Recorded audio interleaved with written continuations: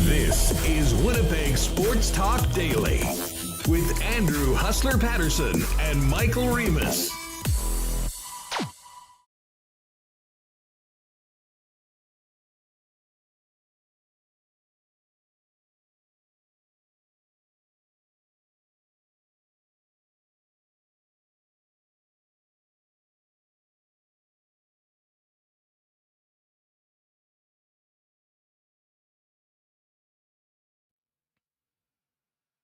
What is going on, everyone? Hope you had a real happy Thanksgiving and a great long weekend. Welcome back for another week of Winnipeg Sports Talk Daily. Opening night in the National Hockey League, I guess, here in North America. And the Jets season begins on Friday. We'll be all over the Jets roster moves, players in, players out over the course of the last 3 days. And Mike McIntyre will join us from Banff, where the Jets are just been on the ice working on preparations for the New York Rangers in Game 1 of number 82 a little later on. Andrew Paterson with you, along with Michael Remis. A big welcome to everyone with us live on YouTube. For those of you watching maybe a little later on or catching out the show, make sure you hit that red subscribe button and join us every day, Monday to Friday, 1 o'clock p.m. here on WST Live on YouTube. And, of course, wherever you get your favorite audio podcast, pop in Winnipeg Sports Talk, hit that subscribe button, and you'll get our freshest, latest show in and around 3:30 in the afternoon, just in time for your drive home. My God, as I mentioned, lots of Jets talk to get to today. Bombers clinching the West Division and the West Final on November 13th. Start making your plans for that, Bomber fans. A crazy weekend in the National Football League. And breaking news earlier this morning that Hockey Canada is, this has been what everyone has been talking about, what everyone has been expecting, what certainly many of our politicians have been demanding. A full changeover amongst the Hockey Canada executive CEO Scott Smith has stepped down today, along with the entire board. Jeff Hamilton's going to jump on with us, and we'll talk that, Bombers, as well as get Jeff's thoughts on everything that happened over the weekend, looking ahead to the season for the Winnipeg Jets. And with things starting, I know there's still a few people that have hockey pools tonight. We got our guy, Andy MacNeil, the digital gambler, jumping on for a little bit of a season preview. We'll talk about some of the things that he's got cracking in his guide, and we'll get his thoughts on the Winnipeg Jets upcoming season and see if there's value on the Jets to make the playoffs when it comes to a little bit of a wager. Big shout out and thanks to all the sponsors that make the show happen each and every day. Of course, our friends at Coolbet, Princess Auto and Not Auto Corp, along with Consolidated Supply, Vita Health Fresh Market, Wallace & Wallace, Culligan Water, Royal Sports, F Apparel, Canadian Club Whiskey, Boston Pizza, Breezy Bend, the Nick and Nicky DQ Group, and of course our favorite local beer, Little Brown Jug.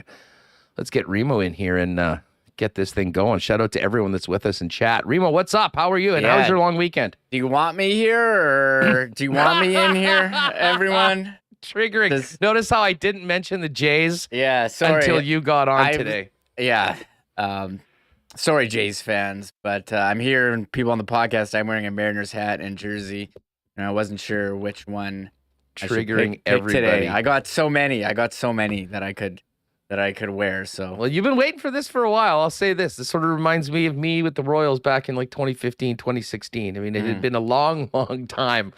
But I'll tell you what, just because I know we're not going to spend too much time on the Blue Jays. Man, and I got some, friends and close friends that are big time Jays fans, and they were apoplectic after that game. I don't know if I could find a better word. I mean, the combination of shock, misery, anger, it was all rolled up into one, blowing an 8-1 lead in a game that seemed like it was all but over people were making plans for the deciding Game 3 on Sunday, and then it did not happen. Kevin Gausman gets yanked a little early for my liking. The downward spiral started there. And then 10-9, extra innings. Jays, 2 and out when it comes to the playoffs after an exciting season, an exciting young team that had so much hope going into Thursday. Yeah, I know we got a lot of Jet stuff, so we do touch it. It was very crushing for Jays fans.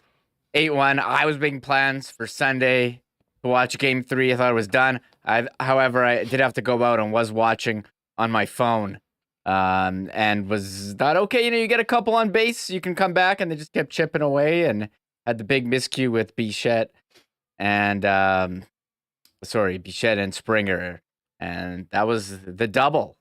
So pretty awesome. So I'll be tuning in. I got my tablet going with Phillies, Braves right now, all day baseball. Yeah. So Seattle's up against the Astros now? Yeah. And then the Yankees, Guardians. Yes, Yankees in Cleveland. That's right, going at it. So yeah, I mean, I'm sure we'll touch on baseball as the playoffs continue, but probably a little bit less hype here north of the border now that the Blue Jays are done. But let's get to the Jets, Remo. There's a lot that's happened since we were last on Friday, heading into the weekend. First of all, the Jets won their final preseason game in Calgary. A game, very opportunistic offense, and WST Bump still looking pretty good. PLD, 2 goals, although he did get nicked up, but was back, thankfully, in a full contact jersey today at practice. So the Jets finish off the preseason with a couple wins against Calgary. And that was the full Calgary Flames roster. So I think Rick Bowness pretty pleased with the way that his team's responding to the new marching orders of the new boss. But the big news on Friday, Remo, or I guess heading into the weekend, when we mentioned this, that Johnny Kovacevic was placed on waivers. And I'll be the first one to admit, I mean, we always sometimes overvalue our own players, the guys that, you see all the time as opposed to players in other markets. And, at this time of year, this is the time to get guys through on waivers. And I know I'll give Ken a lot of credit. He said that there was, some real legitimate concern that Johnny Kovacevic might be picked up by another team, a big, young, right-shot defenseman that, played quite well in the American Hockey League and in limited NHL duty. And he was exactly right. Johnny Kovacevic went to Montreal, who would have been right near the bottom of the waiver order. And we've heard reports that at least one, if not more teams, had also placed a claim in on Johnny. So, I mean, that was unfortunate. He's a guy that, just as a person, you had to really, really like. His story was amazing. He was such a great member of the Manitoba Moose and a real fun guy to talk to on the program. And, we made it to the National Hockey League last year, got a little taste of it. And, as we said, big defenseman, right shot that can do what Johnny Kovacevic does, obviously was in demand. And, it is too bad that the Winnipeg Jets lost him essentially for nothing. Now, as with Eric Comrie and some of the other players, when they do go on waivers, it's assumed that they'll stay with the big club. If they do get back on waivers and clear through, they can be returned. But for the time being, it looks like there's enough demand and there was enough interest in Johnny Kovacevic that a number of teams were in on him, and that might be it for him in Winnipeg. And I'll say this is a little bit too bad because while I get why they had to do it with the logjam on the blue line, there is some good potential in John Kovacevic, and a little disappointing to see him leave for nothing through the waiver wire. Yeah, Daily Faceoff has him right now as Montreal's third pairing D, and I saw I guess we're on waiver wire watch every day at 1 p.m. and got the notification that he was picked up, and definitely surprised. I don't think it's like the worst thing. I don't think it's sky is falling here for the Jets losing a guy who's pretty low on your depth chart and I think had limited opportunity to make an impact. But I think when you lose a player for nothing who you drafted in the second round, I think maybe you have to take a look and see, what did we do wrong? What was our decision-making process? I think it's certainly disappointing, but effectively they've signed Kyle Capobianco in the offseason as a free agent, and they chose him over Johnny Kovacevic. Now, we had speculated that Kovacevic, because he had to go through waivers, could be like, the 7th D all season, but they tried to sneak him through, weren't able to, and you lose him for nothing. Now, they did end up picking up a guy for nothing. We can get to that, but I don't know. It seems like a bit of a misstep that they lost him for nothing, but I don't think it's the end of the world. Huss? Yeah. I mean, listen, for this season and the immediate future, it was hard to imagine, considering the guys ahead of him on the depth chart, that Johnny Kovacevic, barring a number of injuries, would have been getting into the lineup. That being said, I still think he's got a bright future. As you mentioned, second, he was a third-round pick, but 74th overall in the 2017 draft, and really had blossomed into a high-quality AHL defenseman, and I thought acquitted himself quite well in the 4 games that he played last year. But this is the time of year where, I mean, you can only have 23 guys on the roster. There's a limited amount of players that are waivers exempt, and you do run the risk. All teams usually at this time of year, especially if you do have some good depth in a position, run the risk of losing a player to a team with a less stocked player surplus at that position. So that is what has happened. What is interesting, though, Reem, and this is something that I'll be honest, I did not see coming, is Kyle Capobianco still with the team. And it wasn't like he was getting run out. He must have really impressed Bowness and the coaching staff very early on in camp, because it sort of seemed like it was that, well, we called it the triple threat match, the ladder match for the contract. Dylan Sandberg, Logan Stanley, and Ville Heinola. And what's interesting right now is it sort of projects based on, and we'll find out more from Mike, who's there in Banff, that Logan Stanley was playing with Nate Schmidt. And I think that certainly tips off that Logan Stanley might have the inside track for that opening day spot in the roster. And I'll be honest, that is not something that I've seen. Now, listen, I would expect that at minimum, over the course of the first half a dozen games, I think we'll get a chance to see both Stanley and Sandberg in that spot. Where Capobianco fits, though, I'm not sure. And maybe they were worried that, he would be a guy that would get picked up off waivers as well. And they prioritized him and what he brings to the team more than Johnny Kovacevic. We'll talk about that a little bit later on. But was a couple of very interesting moves as far as the guys that were here who got waived. And then, of course, the news yesterday that Ville Heinola was on his way to the Manitoba Moose. I don't think should come as a shock to anyone. And this is maybe a little bit more asset management than anything else, because while I don't think he played so well that he was, a lock for that spot, I actually did think he did many things to help his cause. And, if he's playing on that third pairing in a role that they sort of need a penalty killer, is he the best guy for that? Well, maybe not. Certainly don't want him sitting in the press box like it happened a couple seasons ago. So at least to start the season, Ville's going to be playing a lot in the American Hockey League. We'll see him at the Moose home opener on Saturday afternoon. But I do think that we'll see a lot of Ville Heinola this year. We may need to set our own Coolbet line for Ville Heinola games played for the Winnipeg Jets this season. And I'm not sure what that line is. You can think about it. We can get some thoughts from people in the chat. But be very interesting because, listen, I think injuries, like if anything happens to Morrissey or a Pionk, I think he's the logical guy to come in. But I do think that they're going to get him a look. And again, there's still the possibility that at some point, whether it happens this week or in the first month of the season, that you could see some player movement, although not a lot of it has happened. And here we are, having already lost Johnny Kovacevic on waivers and now having Ville with the Moose to maintain the 23-man roster. Yeah, a couple things on Ville Heinola. I saw the notification, and I don't think, I can't say I was surprised. You look at the way the Jets' defense is right now. I've said this for months. If you look at, I go by the Nintendo ice hockey principle.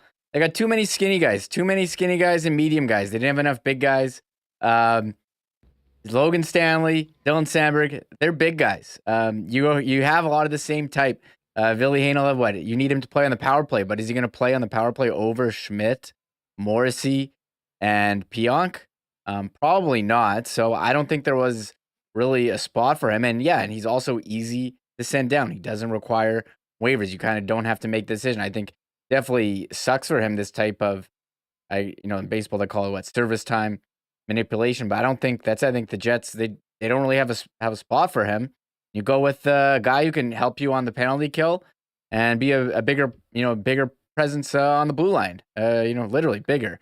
So, well, here's my thing about Stanley. And I was talking about Sandberg, yeah. Sandberg, I was talking about Sandberg specifically. I'm going to say this about Logan Stanley, though, assuming that he is the guy.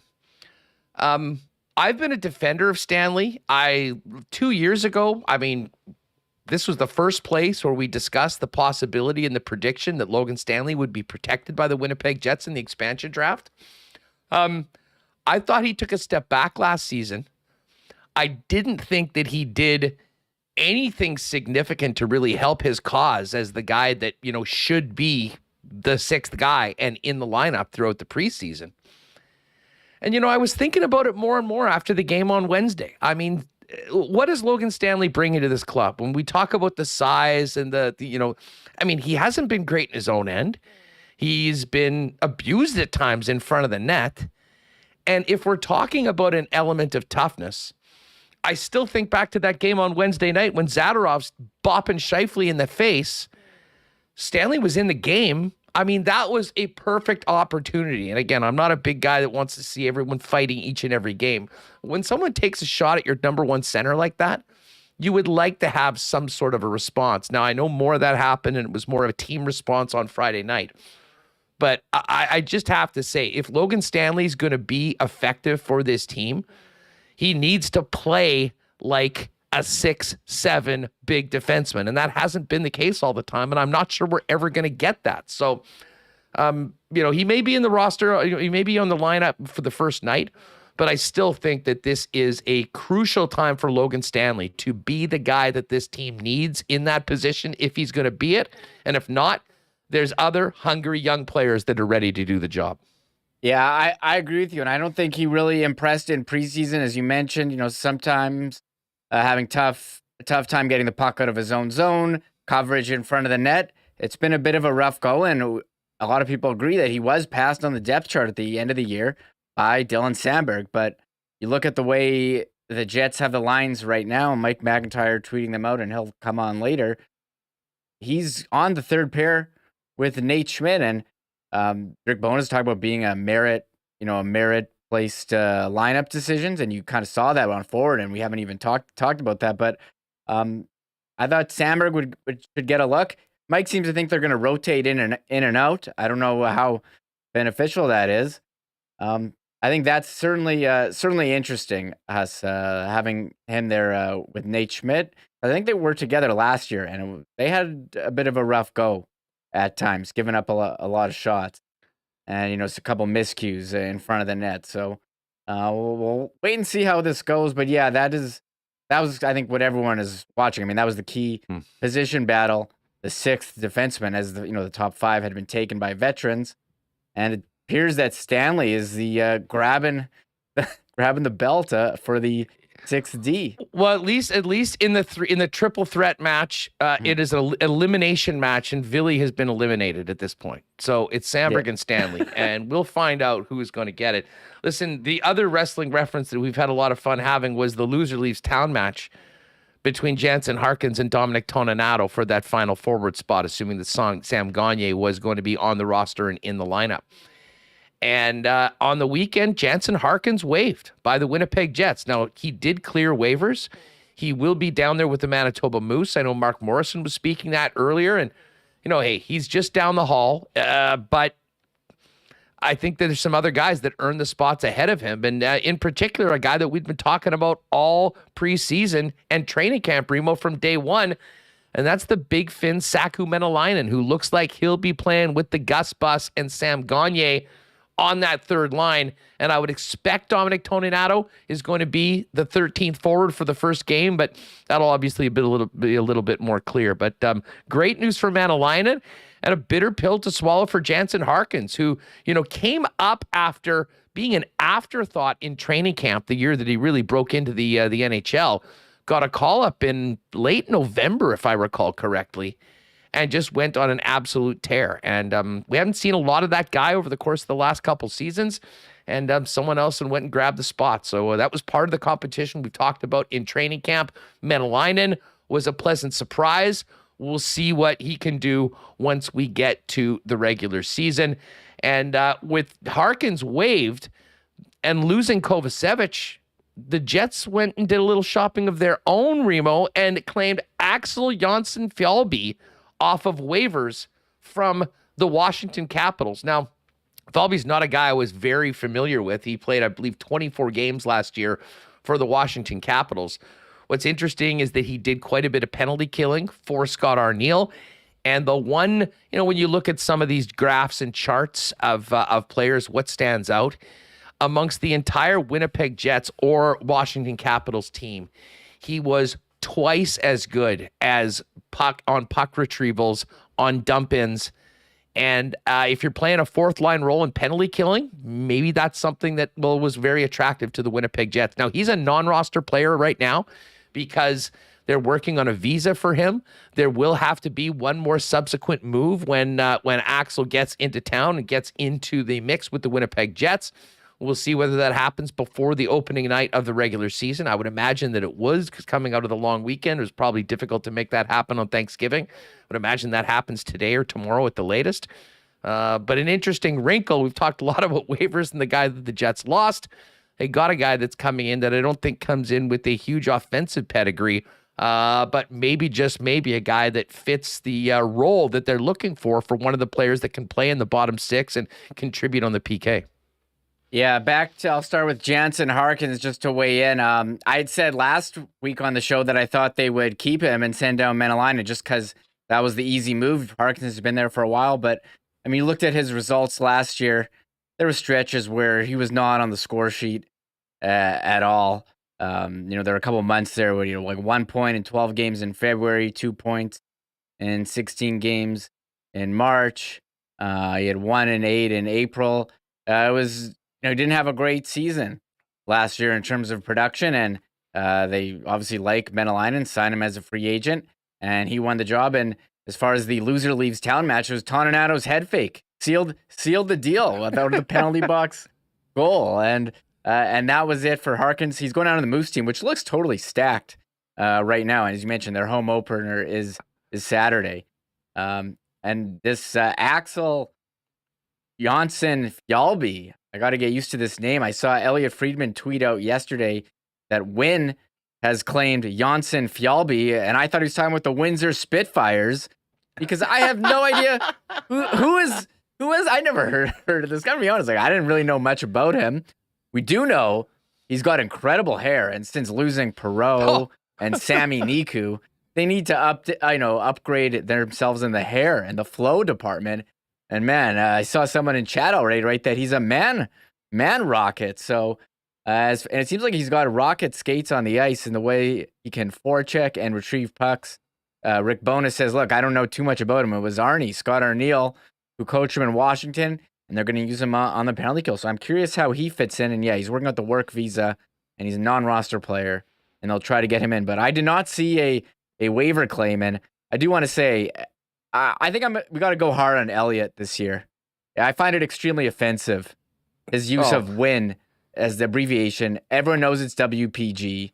You don't get to choose what the abbreviation is. The NHL sets it out. No, they need to put some journalism standards on this. It's confusing. I like that. I like that, journalism standards. Yeah, there needs to be some. Everyone use the same abbreviation. You don't get to pick your own.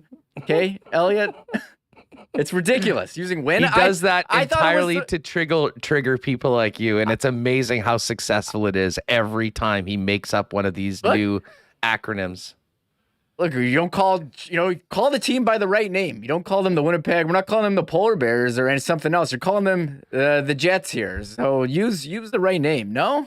Yeah, no. Hey, by the way, I know there's some people wondering about my terming Jansen Harkins coming up and going on an absolute tear. I guess I should preface that being an absolute tear in a fourth line role for a Paul Maurice team that never played. The bottom line was he was an afterthought, got almost no chance of making the team early, had a great start to the season with the Moose, going over a point a game for his first 30 games, and then came in and played so well, they just couldn't keep him out of the lineup, and he ended up staying basically for the remainder of that season. He played in 29 games. He had 2 goals and 5 assists, but really was an impact player. And, listen, while the offense might not have been there at any point in his career, I thought he was at his most effective in that first season. And I'm not going to say guys maybe get comfortable or get used to being in their spot.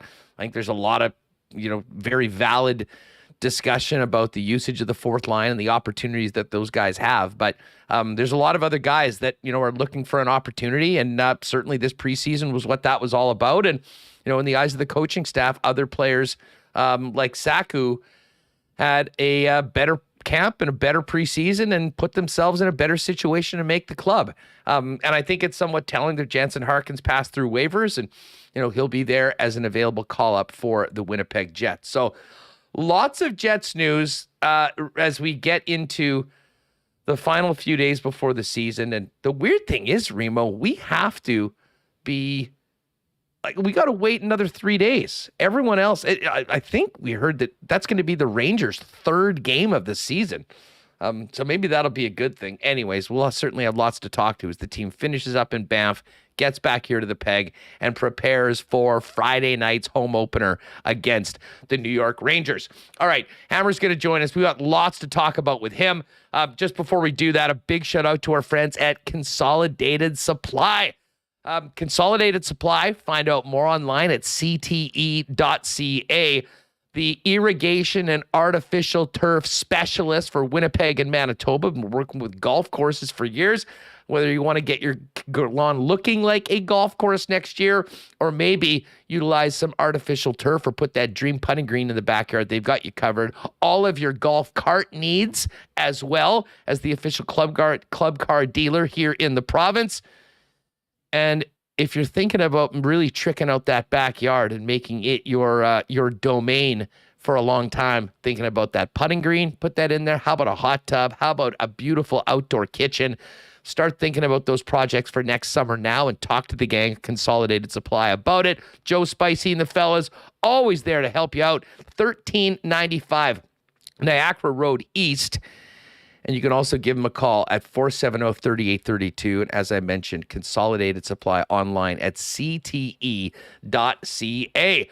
Folks, if you're looking for great prices on natural and organic supplements, beauty products, and groceries, look no further than one of the 7 Vita Health Fresh Market stores. All family owned and operated since 1936. A great local company carrying Winnipeg's largest assortment of local products here. With back to school here, pop by Vita Health for great school-friendly snacks and lunch items, as well as great immunity products like vitamin C and D, and amazing lunch options like Vita Market salad, soup, sandwiches, and more. Vita Health Fresh Market, empowering people to lead healthy lives. 7 Winnipeg locations, including the newest store in Linden Ridge, and online at myvita.ca. And as I said, we're cooking up something really cool for you Jet fans with our friends at Wallace & Wallace, who are not only Winnipeg's fencing specialists, but also work with Clopay, the largest garage door manufacturer in the world. If you're thinking about a new garage door, Wallace & Wallace has you covered. 161 different styles to choose from. There's certainly a style that's right for your home. By the way, a new garage door can add up to 4% of the value of your home. But they also do servicing and repair if you've got an issue that you'd like to get fixed on your current garage door before the end of the year. Find out more, wallacedoors.com. Hit them up at their showroom on Lawson Road or give them a call over at Wallace & Wallace. All right. We've got lots to get to. Hockey Canada, Bombers, Jets. Let's welcome in Jeff Hamilton from the Winnipeg Free Press. Hammer, what's going on? How was the long weekend for you?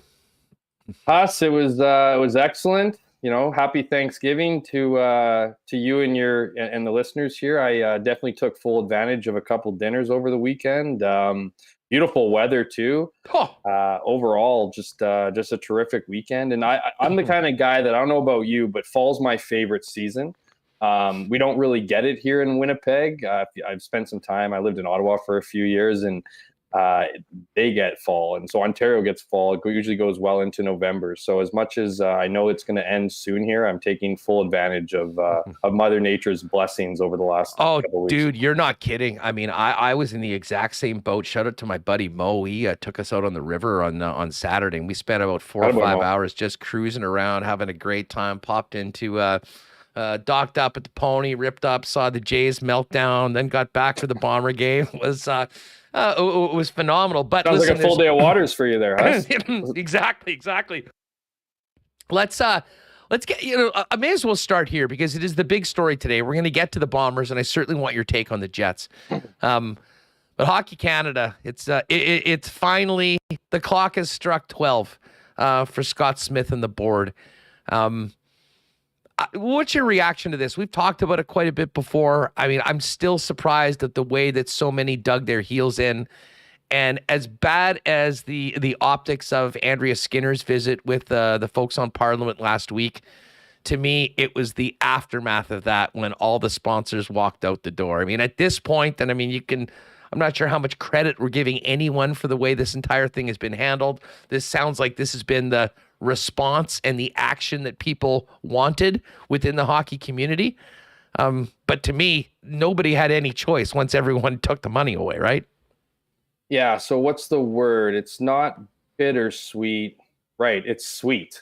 I mean, this is the first step, I think, I believe, I hope, that leads to just, I mean, we often talk about, a need for a change and what's been identified as a toxic hockey culture. I think this is the first step towards potentially changing the philosophy of Hockey Canada, and that philosophy being catering to the top 1% of athletes that go on to, play in the Olympics, play in the World Juniors, play in, in the NHL, and not the 99% of participants in this country that play for simply the love of the game. And I've said this on your show before. I've certainly written this.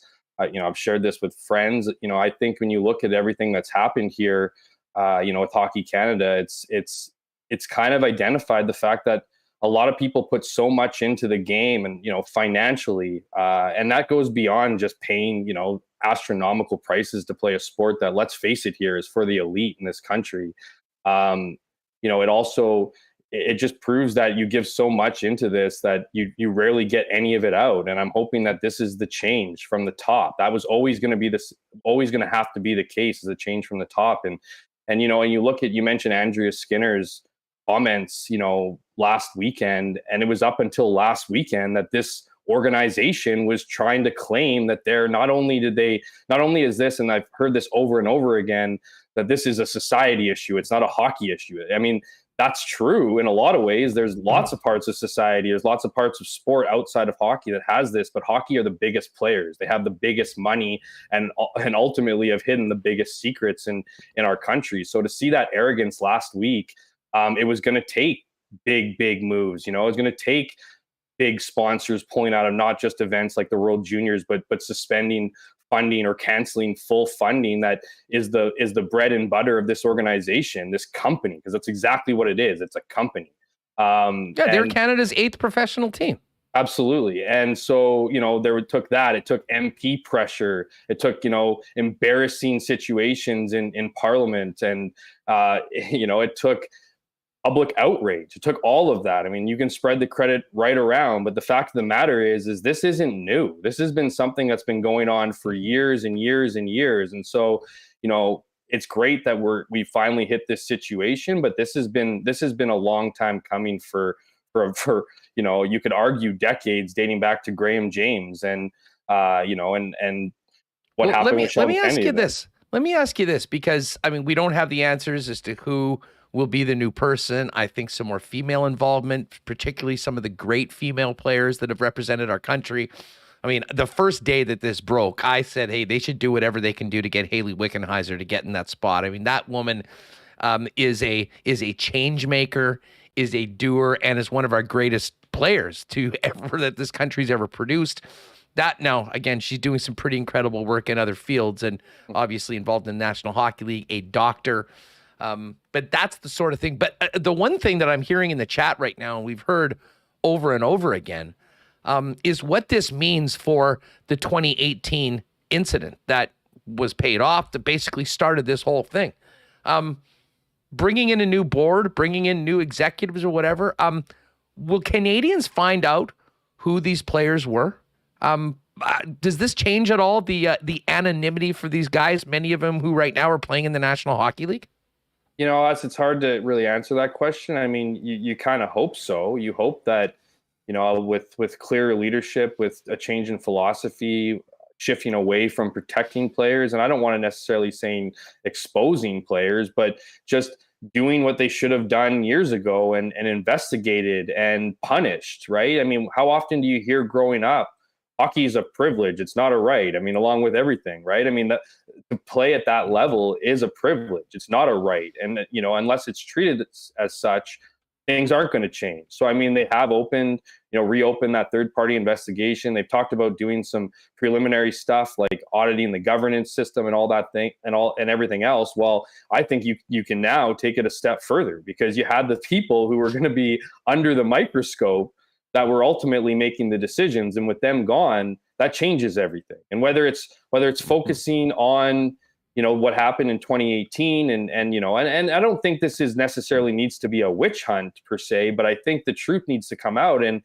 we're looking at criminal behavior here. This isn't, boys being boys. This isn't, this isn't black or this isn't gray. This is black and white. And the fact of the matter is that if with a more thorough investigation to expose some of the people who were involved in this will lead to I think, fewer incidents in the future when people are held accountable, when you witness, what happens to somebody when they break the law in such manners and they get, they lose everything essentially, because that would ultimately be the case if you were proven to be involved in this. I don't see many NHL teams being all that forgivable, but I guess we've been proven against that in the past. At the end of the day, you need to kind of clean house. You need to figure this out, because it's such a toxic problem that isn't going to be changed overnight. It's going to take, months, days, months, weeks, years to fix this thing. And if it will ever get to a point that you want it to get, but I do think it will get to a point where it's vastly improved under a new leadership and focus, compared to what we've seen for decades here at Hockey Canada. Hey, a big thanks to Hunter Bob. Welcome to the WST supporters group. Bob, thanks so much for the support of the channel. Really do appreciate that, and welcome. Just before we move on, and Trini KP's got a comment in chat here. Right now, the focus is hockey and the players and management involved with these atrocities. The reality of the situation, this is part of a deeper societal issue that affects every occupation. I have a little bit of time for some of that, but I will say this, and part of the reason that we can change the board and you can have a new person here, but Jeff, I mean, as long as hockey players in particular at grassroots levels in junior hockey are idolized the way they are, put on the pedestal the way they are, and frankly treated differently than others, this sort of thing is going to continue. And as much as it's easy for everyone to point the finger at Scott Smith, who worked for Hockey Canada for a long time, but really only took the job from Tom Rennie like a month before all this got going, it doesn't change everything just overnight by bringing in a new board. And to change the culture of the game and prevent things like this happening, it really is going to take a massive effort going right down to grassroots hockey. And it involves parents, it involves teachers, it involves everyone that's involved with raising our young men, many of whom who are stars in the game that we love. Yeah, absolutely. You ever been to a hockey rink? Whether it's 8-year-olds, 9-year-olds, 10-year-olds, whatever, it's an absolute jungle. You hear some of the comments that are said by mothers and fathers in the stands. That's the culture you need to change. I mean, you mentioned the pedestal. It's not Hockey Canada putting your 8-year-old on a pedestal. Exactly. and for to change or have even pulled registration fees. Let's not get things twisted here for a second. It's just as bad at those places and even lower levels. I mean, whether it's community hockey boards or whatever, it really takes on the attitude of we're better than people, right? That hockey is an elitist sport. It's a sport for the privileged. And so when to have those support from provincial organizations and city organizations is a positive. They don't escape. This either. I mean, and as you mentioned, Huss, you're not going to have, politicians. You're not going to necessarily have media digging into these levels of hockey. Because, let's face it. Unless it took ultimately Rick Westhead exposing just an absolute heinous crime for everybody else in mainstream media sports to jump on this. All these bylines over the last year, and I'm grateful for them, to be sure. They didn't exist 5-10 years ago. This has been a problem for a very, very long time. And it's going to take parents. It's going to take the communities. And I don't want to get hyperbolic and suggest fighting back, but exposing some of the injustices here that constantly exist. There are cases of racism. There are cases of abuse, harassment that get covered up by lower level community organizations. It's not just Hockey Canada. In fact, Hockey Canada probably doesn't even find out about a majority of the incidents that occur at these levels. So, those are the things that need to be, talked about. I mean, you already see it on social media. I'm getting emails, you're getting, notifications, you're getting people talking about their own hockey teams and how, coaches are getting investigated and this stuff happens and there's no answers. I mean, ultimately it's whether it's Hockey Canada or the provincial or even city, governing bodies for hockey, they all take it from the same playbook. I mean, they create these harassment policies that are just frankly a piece of paper. They put out programs that they expect people to do and follow, but not, usually very often the, accountability and going through with those are not held. And so it really becomes a societal issue in the respect of fixing the game, because we're not going to change the attitudes of the young players. And by the time they get to the WHL or, junior hockey, they've already, as you mentioned, instilled these attitudes of being better than people, of inferior, of the way they treat women, of the way they treat themselves. I mean, look at the hazing rituals that continue to exist. I mean, has it improved? Absolutely, but it's certainly not gone.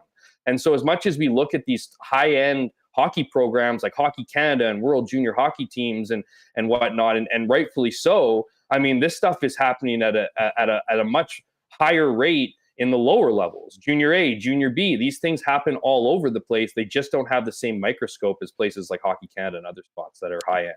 Jeff Hamilton of the Winnipeg Free Press with us on talking about the big news today, the resignation of the board, and Scott Smith, the CEO of Hockey Canada. Before we get to the Jets, let's get to the Blue Bombers.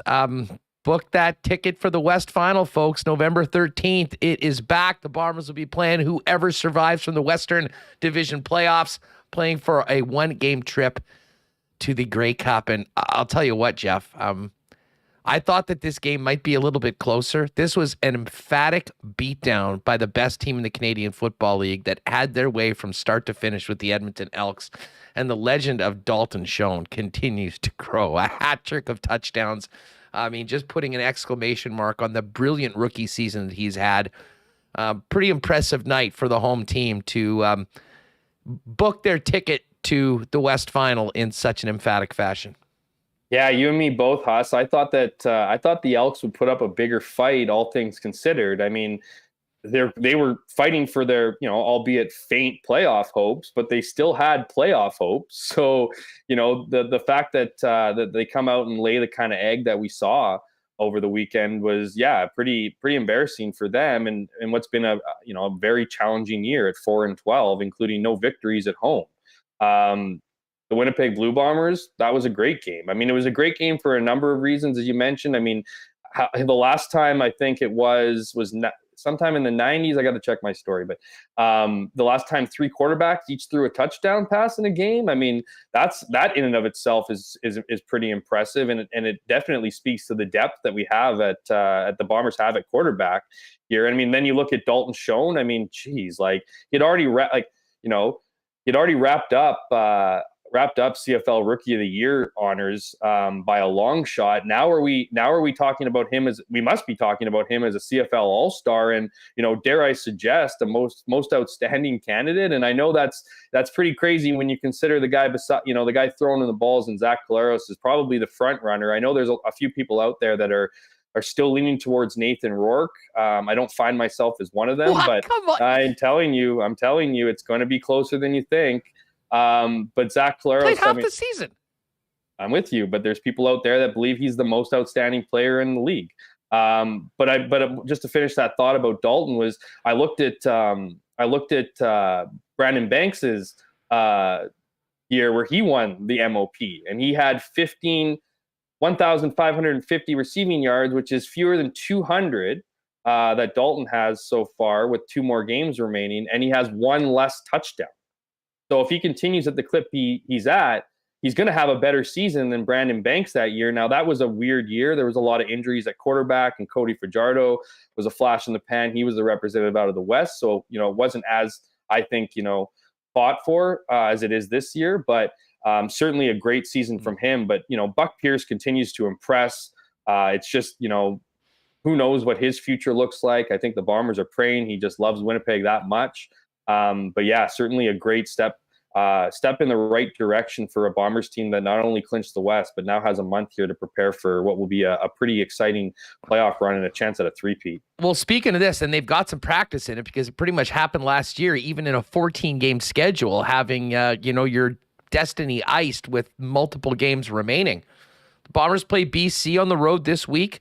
Then they've got a bye. Then they've got a home game against BC. And then another bye before the West Final. How do you see Mike O'Shea handling things for the club when it comes to who's going to play, how much they're going to play?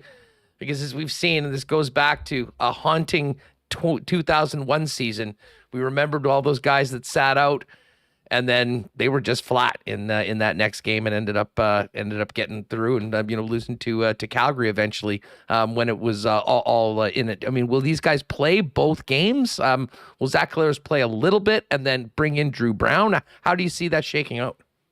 It's tough to make that prediction, Huss, if only because Mike O'Shea is not really a guy that plays with what ifs. What if this guy gets injured? What if this guy, all those things that I think a lot of fans certainly think of. But if you look at what was done last year, now there is a bit of a difference, right? The Bombers had the bye week in the last week of the regular season, and of course the bye week through the West Final. So they were dealing with kind of 2 weeks before playing a playoff game. So it seemed imperative to at least have some of your starters in that second last week of the regular season. Now this year, as you mentioned, there's a bye week split between these two games. I can see the Bombers. Look, the Bombers are banged up. Last year was also a 14-game season. This is an 18-game season, so there is more wear and tear at this point in the year. I could see guys certainly who are playing with something. I mean, we've seen Stanley Bryant sit out practices in recent weeks. We've seen Adam Bighill deal with a nagging injury for the last few weeks. I could see them sitting out. I could also see guys over the next 2 weeks as guys like Greg Ellingson, I'm expecting to return before the playoffs start. I mean, this would be an opportunity to ease him into a game. And other guys, I don't know where Kyrie Wilson sits or Drew Wolotarski. They're probably less likely to be ready for, one of these next two games. But if that is the case, bring guys back. Malik Clements, I think, might be around the corner. So he's another guy that could just get back into live bullets before, say, obviously, the playoffs start and when it's do or die. So I think it's going to be used to rest guys. I mean, I don't see, the Bombers wanting to, play that last regular season game with a full lineup. So I could see them switching things this year compared to last year, where they played nobody really in their starters in the last or second last game, and then sat half their starters for the second half of the last game. I could see that being switched maybe this year, where they take it a little bit easier the first game and then sit out a majority of their starters for the final game. But who knows? I mean, we'll see what happens. We'll see what they do. But they do have guys who are banged up that could use the rest, and then they definitely have guys who have been sidelined for a while that could use shaking off some of the rust before for the, like I said, the real games count. Well, we'll have some time. Hey, just quickly on the CFL, because I want to get to Jets with you. But what do you make of the Riders situation right now after that loss to Hamilton? I mean, Hamilton is only 1 game back of Saskatchewan. Saskatchewan is on the bye this week. And if Hamilton can make up 1 game on the Riders, they will not even make the playoffs in the crossover, as they'll have an equal record. It's what have I said kind of week in and week out on this show? They're an absolute disaster, and they're officially no longer control their destiny anymore when it comes to making the playoffs. So if Hamilton can somehow rise to the occasion here, and that's a big what if, but if they can rise to the occasion here, they can punch their ticket into the playoffs and ultimately eliminate the team that's hosting this year in the Riders, and for a team that had massive expectations coming into week 1. I mean, it's just, and there's nothing to suggest that even if the Rough Riders do manage to squeeze into the playoffs to the East, that they're going to have any luck on that side either, because we just haven't seen anything over the last month and change that shows the Rough Riders being anything but a bad team. So, we'll see what happens here, but this has been a storyline for the last few weeks, and what seemed like an impossible situation has now become not necessarily probable, but plausible nonetheless.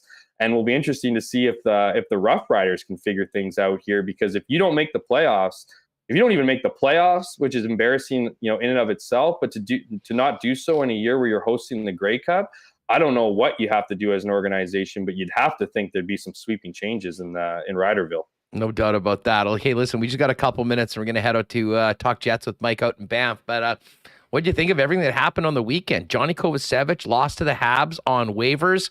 Jansen Harkins clears waivers, is sent down. Looks like Saku Menelainen's made the team. And then Axel F. joining us. Axel JF, excuse me. And that's a Beverly Hills Cop reference for you, all folks that are old enough to remember. He's coming in at some point to potentially have an opportunity to show what he can do in the fourth line in a penalty-killing role. Overall, just thoughts on the preseason and the moves that have made right now, including, of course, Ville Heinola, much to the chagrin of a section of the Jets fan base going back to the Moose. Yeah, I don't know much about the newcomer outside of what you kind of said off the top of the show and of course the flow. So I'm not going to be able to provide much there. But, I think a lot of, even starting with Johnny Kovacevic, I think a lot of eyebrows were raised in the sense that, okay, the Jets had drafted and developed this guy. He was one of their own. And maybe they thought that he would slip through, waivers there and, with kind of, obviously that hope. But at the same time, they had made a decision that they were willing to lose him, right? They were willing to at least risk losing him. So, clearly did not fit what they thought would be in their top 8, let alone their top 6 at this point, which is an interesting move. And best of luck to him now in Montreal as he's going to get an opportunity to stay up in the roster for a month. So, but yeah, moving on, you look at guys like, Jansen Harkins, who cleared waivers and is now with the Moose. Can't say that one's surprising. He certainly, if you're asking him, would be a disappointing situation. Is I think he was penciled in there as the third line with Mason Appleton and Adam Lowry, and that spot seems to be taken over by Morgan Barrett. So, I don't know if I personally thought that Jansen Harkins would maybe drop to the fourth line, just given his energy and ability to play defense, but that's not what Rick Bowness had in the cards for him. And then you look at Ville Heinola. I mean, look, you knew this was going to be a massive, situation for fans. There's some who believe that Ville has not gotten to the point where he can be a regular NHLer, that his defense lacks and yada, yada. And then you have those who, proponents of Ville Heinola who look at his offense and ability to work on the power play and his puck moving abilities. And, it would really be interesting to see what that conversation was like between, Rick Bowness and Kevin Cheveldayoff and, how long it lasted, how quick it might have been. But at the end of the day, Rick Bowness essentially said, you're going to play your way on or play your way off the team. And clearly he saw, Ville Heinola not playing his way onto the team, which I think is an interesting thing here too, Huss, because look, if you look at the preseason, there was lots of good. There was certainly some bad from Ville Heinola and making mistakes and, holding penalties and bad give-ups that led to goals. But you also saw him, rush the ice. You saw him, again, take over the power play. You saw him set up goals. And for a coach who said, our D are coming and wants to pretty much double the scoring on the blue line, I don't know if that's going to happen without the likes of a guy like Ville Heinola. So interesting move. I don't make the decisions. So, I don't really have an opinion of whether blame Jeff, folks. Go, blame Jeff. It was all you. Certainly an interesting move, and one that I think, was definitely going to ruffle feathers of some. So, but, my biggest thing, Huss, and 4-1-1's a nice little record, obviously, for preseason. But my thing is this team going to buy in? I mean, we talked about this last week. I mean, now that the preseason's over, now that the whole bonding situation and the golf games and fishing's over in Banff, I mean, it's down to business, and the focus needs to be razor sharp. The installment of new systems need to be as clean as they can be through the lot, after working through them for the last couple of weeks here. And I think it's going to be an interesting situation for this club, and because I don't think Winnipeg can really afford to have these growing pains off the bat, and they have a very difficult schedule of October. So all those things considered, it will be a fascinating season nonetheless. But I think it'll be certainly an intriguing few weeks here to kick off, starting with New York on Thursday. No doubt about it. Hammer, thanks so much for doing this, man. I look forward to catching up later this week and seeing what happens when the puck drops for the Jets finally on Friday night. Thanks for doing this. Yeah, thanks for having me, Huss. Always appreciate it. at Jeff K. Hamilton on Twitter, and make sure you're reading all of Jeff's works on both the Jets and the Bombers at winnipegfreepress.com. Hey, huge turnout today. Not surprising, folks. If you're new here, make sure you hit that red subscribe button and join us daily here, 1 o'clock live on YouTube, and the podcast up around 3:30, wherever you get your favorite pods. Our Why Not question of the day. Hit us up in the comments right now. What do you think of the weekend moves by the Winnipeg Jets? Ville, Heinola, Jansen, Harkins, the loss of Kovacevic, and bringing in Axel off waivers from the Washington Capitals. Of course, Not Autocorp, great sponsors of ours, and the Tesla leaders in Manitoba. About 30 Teslas on the lot right now.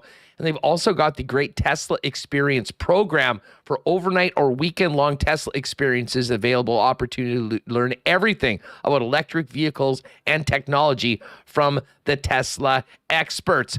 And listen, if you've got a little work on the car you need to do, think about the Winnipeg Car Lab. Custom commercial graphics and vinyl wraps for your vehicles, boats, quads, sleds, and more. 3M certified 20-year experienced master installer, now part of the Knot team. Why not get into the car of your dreams at a great price with the help of the Knot crew? Waverly and McGillivray, pop down and see them or check them out online at knot.ca. Well, Jet season is here. We're going to drop the puck on Friday. Might be a good time to pop into Royal Sports and freshen up your gear for the upcoming season. Royal Sports is, of course, the greatest selection of licensed merchandise for the home teams here, Jets, Bombers, and more. National Football League, Major League Baseball, NBA, and tons of Canada soccer gear just in time for the World Cup. Pop down and see him, 750 Pembina Highway, and while you're there, check out the greatest hockey selection in town, down over at Royal Sports. A big shout out to Andrew and the gang over at F Apparel. Folks, if you missed our Friday show, it was our 400th. We put the suits on. We got great feedback for it. If you feel that you need to step up your game in the wardrobe department, head on down to F Apparel at 190 Smith Street. Got a couple great deals on right now for these suits. A fall wedding promo. Book your 2023 wedding group in and get fitted before the end of November. And every member of the wedding party will get a free custom shirt and 10% off their suit. A total of $130 or more savings per person. It pays to come in early. And guys, they've also got another great deal. Buy one suit, get one for 30% off. Perfect for anyone that's looking at a wardrobe refresh, anyone that wears suits daily or has events coming up soon. All right, let's get to it. Out to Banff we go. Mike McIntyre of the Winnipeg Free Press joins us from beautiful, scenic Banff, Alberta. Mike, what's going on? How's the weekend? It's been a tremendous weekend, tremendous long weekend. Huss got to Calgary on Friday and then headed out to Banff on Saturday and spent the last few days kind of inside the rink and then enjoying nature, as you can kind of see behind me here. It probably looks to viewers like I'm in a cabin or a lodge or something. I'm actually in the hockey rink right now. I would suggest this is the most scenic rink imaginable. This is the backdrop. I'm just in a conference room, and the rink where the Jets just skated is just outside the door here. So yeah, it's everywhere you go, of course, in the Banff area is just, you're surrounded by beauty. But yeah, I've had a lot of fun. I actually climbed a mountain on Saturday, an almost 2.5 hour hike up Sulphur Mountain, and then I took the gondola back down. That was an interesting way to spend a few hours, and an exhilarating way to spend a few hours. Soaked in the hot springs last night in Banff, and that was a great way to unwind. Great restaurants here in town. You know what, Huss? If the Jets want to hold training camp here every year, I'm down for it. You and the fellas are in? Yeah, not surprising. Yeah. Listen, I want to get to the player moves, the practice today, and look ahead. But just quickly, what were the Jets up to over the course of the few days, the team building stuff? I mean, I know you had a great sit down in the Winnipeg Free Press with Nikolai Ehlers. Fill us in on a little bit on, before we get to practice today, what the team has been doing. Yeah, it's really interesting the way they've done the bonding here. And, it's smart. They did some things designed to get guys out of their element, to get players together privately and sort of privately, and guys that maybe wouldn't spend a whole lot of time together for whatever reason. They're at different stages of their careers. They're different ages. So the first big thing they did was on Saturday. They had like a bit of a fishing derby, and they went out in boats of 2, and so they had guys again that sort of yin and yang, I guess, would be the way of looking at it. So, for example, Mark Scheifele was with David Gustafsson. They're both centers on the team, but they're at very different parts of their career. Nate Schmidt just told us a few minutes ago when we spoke to him, he was with Ville Heinola, who, of course, he was paired with in Friday's game in Calgary. But you got a guy like Nate who's very outgoing. Ville would be a little more reserved, a little more shy. And the idea was, break the ice, right? It's a tried and true formula. And to a player, they all kind of raved about how they got to know each other in a way that lots of them didn't. Sure, a lot of these guys have played a number of years together, but there's some new faces. And, they went out of their way to match guys up that they thought would be sort of good combinations. And I think, the result was a tighter, closer team. Same thing on Sunday, Huss. They played Silvertip, which is a beautiful golf course just near Canmore, just outside Banff here. And they were in foursomes, but it was teams of 2 pitted against each other. And I think the idea was similar. Get guys, maybe they're in different positions or they don't spend a whole lot of time off the ice together. So, I think it was a success off the ice. Certainly the idea was to bring this group closer together, to get the good times going. And the Jets certainly had plenty of that. Team dinners, they were out and about walking around town. We heard a lot of stories from different servers. It's a small town, right? So we heard lots of stories of Jets being spotted, in restaurants and whatnot over the last few days. So, yeah, I think the Jets that will arrive home on the charter this evening are a tighter and probably much looser, much more relaxed group. All right, Mike. Well, let's get to, the story that we've been talking about for months in our weekly conversations here on the program, almost every day, talking about the Jet Blue Line. We knew how stocked it was, how deep it was, and the fact that you can only have so many players on.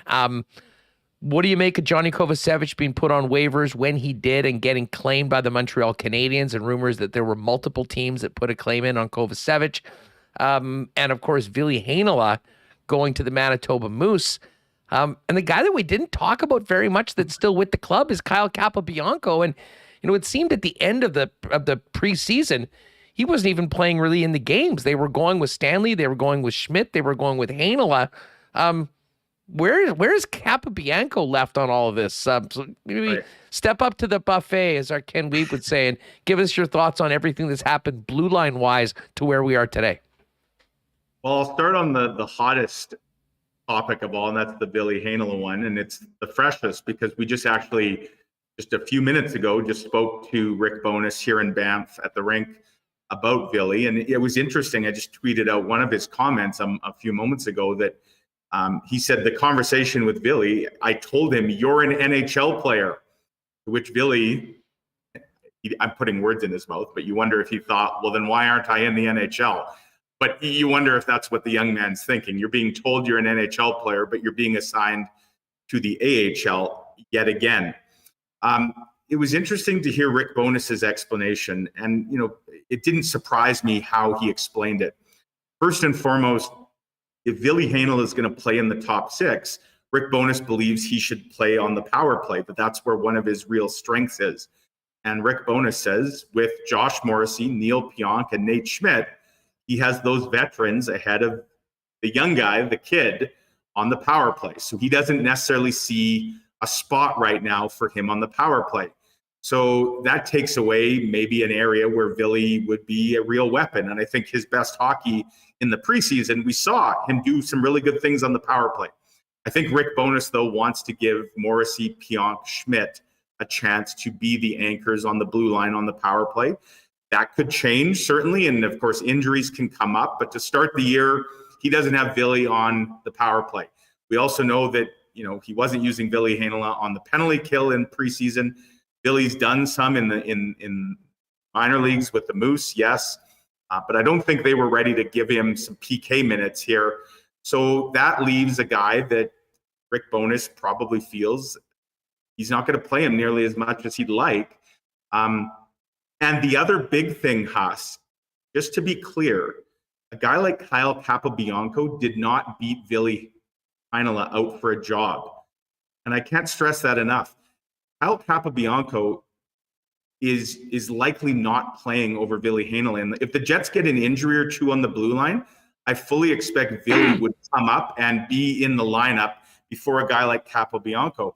But the fact is, Capobianco, they don't have an issue with sitting him in the press box as the 7th or more likely the 8th guy if they're going to keep 8D. They do not want to do that with Ville. They want him to go down and anchor the Moose power play, to play on the top unit, to play 24 minutes a night, and be ready if an injury or circumstance requires them to bring him up. So you can debate whether or not Ville should be in your starting 6.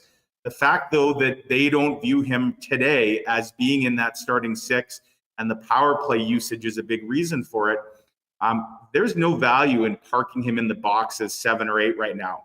He's a phone call away. He's playing in the same city as the NHL team. He doesn't need waivers. And that was, agree or disagree, that was what was behind the decision.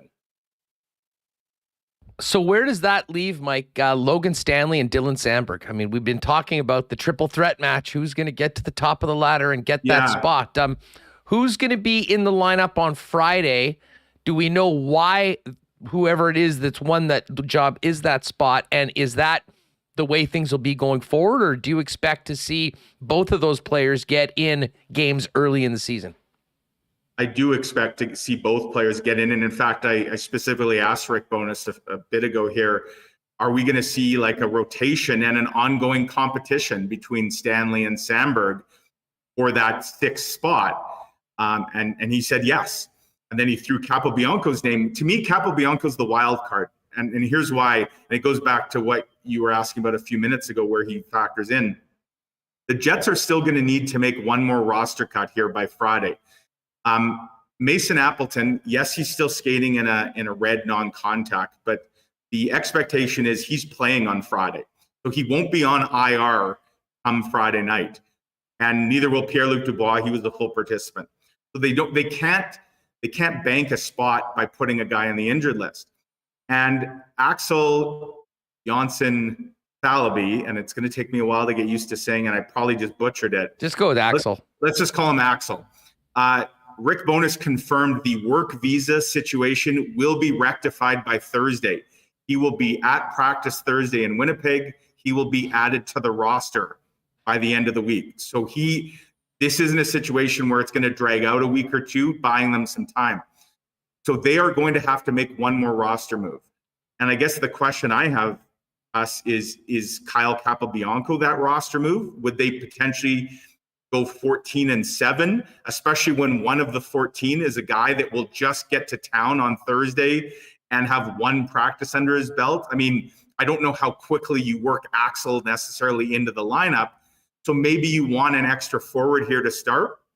But going back to your Kovacevic question, I must admit I was surprised. But in the eyes of the Jets, the only way I can really explain it is they saw Kyle Capobianco, who is the same age as Johnny Kovacevic, albeit not a drafted and developed guy, a guy they went out and signed last summer. They view him as basically he outplayed Johnny Kovacevic. And, he's a guy, and I don't know if there's the same concern about losing him on waivers if they were to put him on waivers in a day or two. But I am curious to see what the last kind of shoe to fall here is. And what was telling as well, Huss, during practice today on that 4th line, the Jets were basically doing a 4-man rotation for who was playing on the 4th line. You had Gustafsson, and I don't think he's going anywhere. You had Gagne. I don't really think he's going anywhere. And then you had Toninato and Manalainen. And they were all kind of rotating. The 4th line, it was 3 of those 4 guys, like every line rush. And now you're going to add Axel to that mix. I don't know what the 4th line is come Friday because I don't know if a forward is getting cut. To me, Dominic Toninato would be the guy that probably goes if they're going to cut a forward. But I don't know that they're going to cut a forward. They may just decide that Capobianco goes and they basically have 7D and it's a Stanley and Schmidt rotation early in the year until one guy either puts his stamp on that job or both guys disappoint. And then that's where a guy like Ville comes into play. So there are still some questions about the lineup that I think we're still a few days away at the very least from having answered. Do you think the Jets were surprised that Kovacevic had the interest that he had? I had speculated last week. I mean, we always sort of maybe overvalue the guys that we see all the time. And you don't have as much of an idea of what's happening in the other 31 teams. Everyone's making tough decisions right now, putting guys on waivers, getting them through. Right. Did it catch them by surprise that, apparently multiple teams put in claims on him? Well, and not only that, Huss, but he didn't even get past number one. I mean, Montreal had first dibs at him and they claimed him, which if I'm the Jets, that tells me, looks like a lot of teams maybe saw value in a guy that we didn't. And I'm not suggesting the Jets don't see value in Johnny Kovacevic. It's just, it feels like this was something that maybe there are other ways around this. And so I go back to Capobianco and I'll say this, Huss. If the Jets are going to keep Capobianco around essentially as the eighth defenseman, like if Stanley and Sandberg are kind of rotating and you've got Capobianco here as number 8, if I'm the Jets, why wouldn't you have waived Capobianco and kept Kovacevic around as the 8th defenseman? All things being equal, one is a journeyman you went out and signed last summer for a league minimum, basically. The other is a guy you've spent years drafting and developing. I would rather, if you're going to lose a defenseman because you have to waive one of them, I would prefer it to be the guy that you just went out and signed last summer, not the guy that you've spent years investing in. So, I mean, if they end up waiving Capobianco this week, then I'd say it's kind of a moot point. Both guys were gone. But if they keep Capobianco just to kind of sit him as the number 8 guy, to me, I would have done the reverse. I would have waived Capobianco. I would have kept Kovacevic, and at least you hold on to your asset. Would the Montreal Canadiens have claimed Kyle Capobianco? I don't know the answer to that. Maybe. But it was some curious asset management for sure.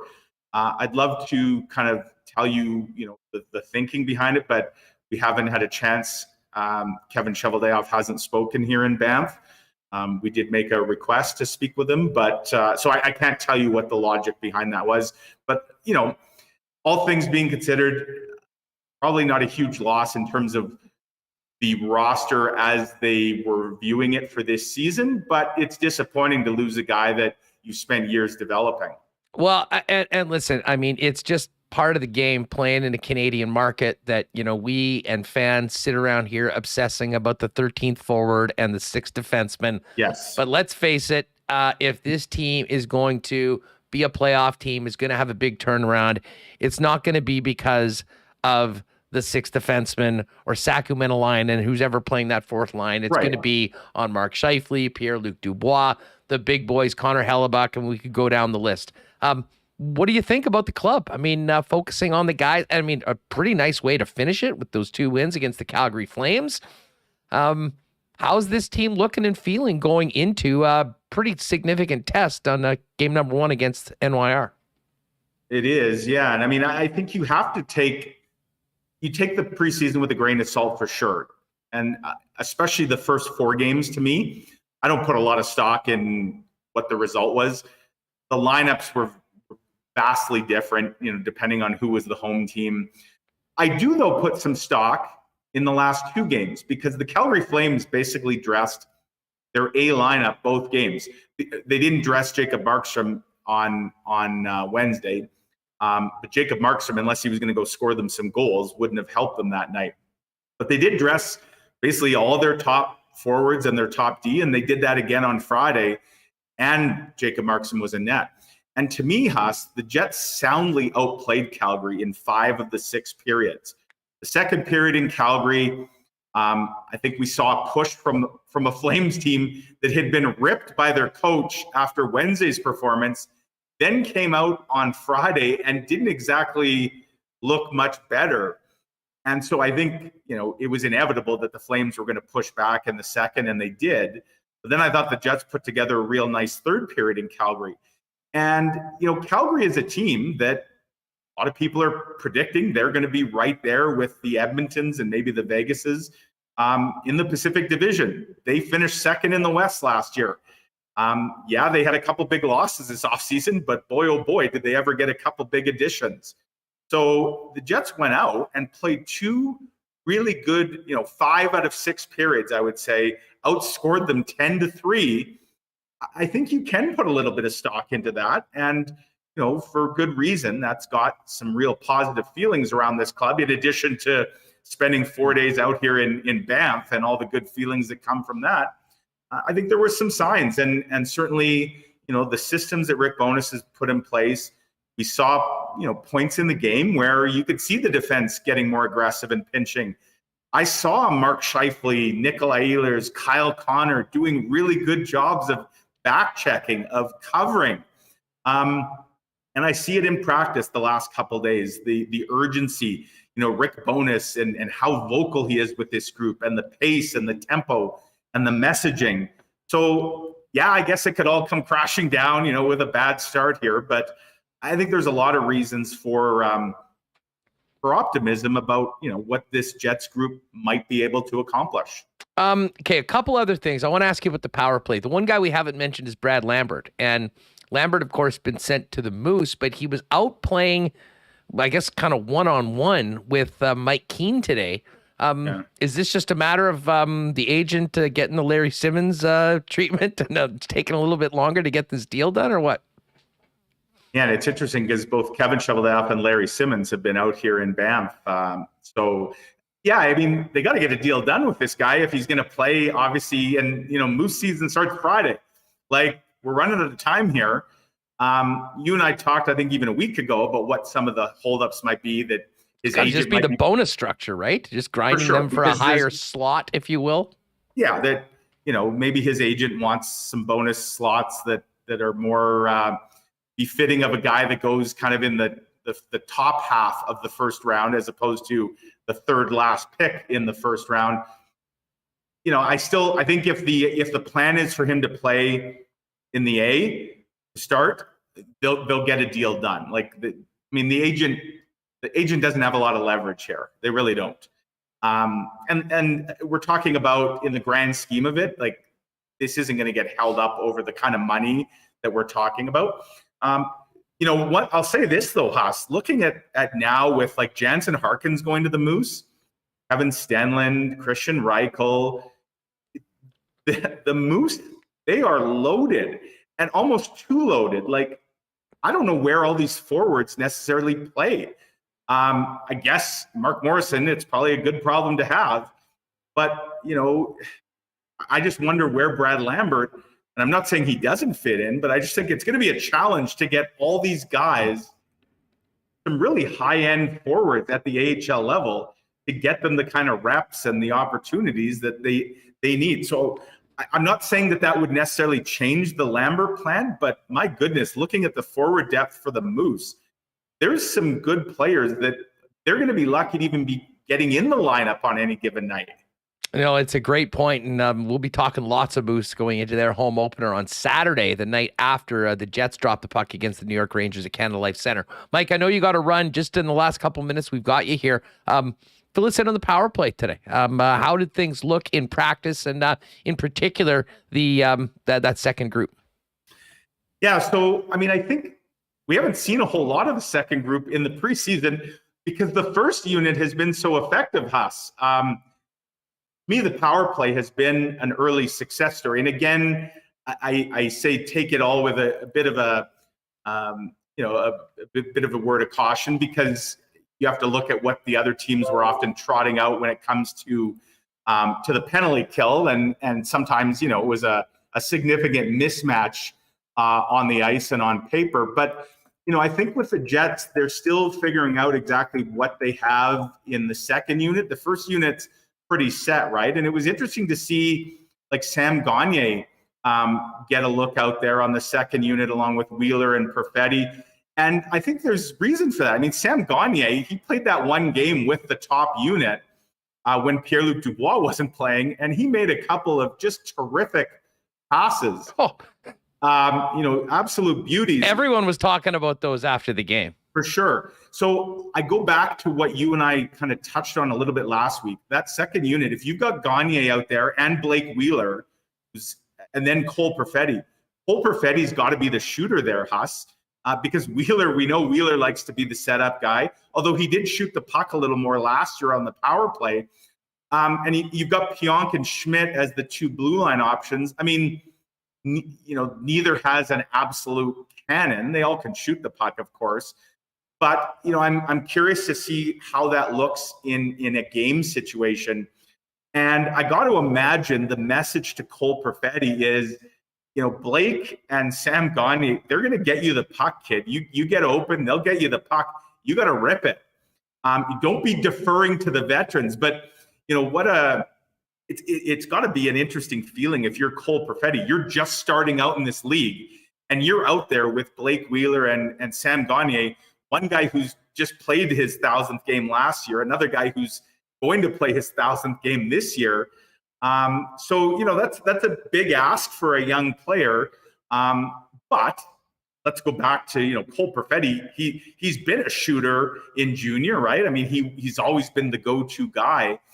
So this is giving him, a lot of looks for sure. And it'll be interesting to see, of course, if Ehlers, Connor, Scheifele, Dubois, and Morrissey if they pick up in the regular season where they kind of left off in the preseason, I don't think you have to worry about who's on PP2 because PP1 is going to score a lot of goals before PP2 can even see the ice. Great stuff, Mike. Folks, get to the Free Press. Some great content coming out of Banff, including a fireside chat with the new head coach, Rick Bowness. It's all there. Mike, enjoy your final hours in Banff. We'll look forward to seeing you back here at the rink. And thanks, as always. Great stuff in the Free Press over the course of the weekend. You bet, Huss. Enjoy the week. Appreciate it. There's Mike McIntyre. Make sure you're giving him a follow.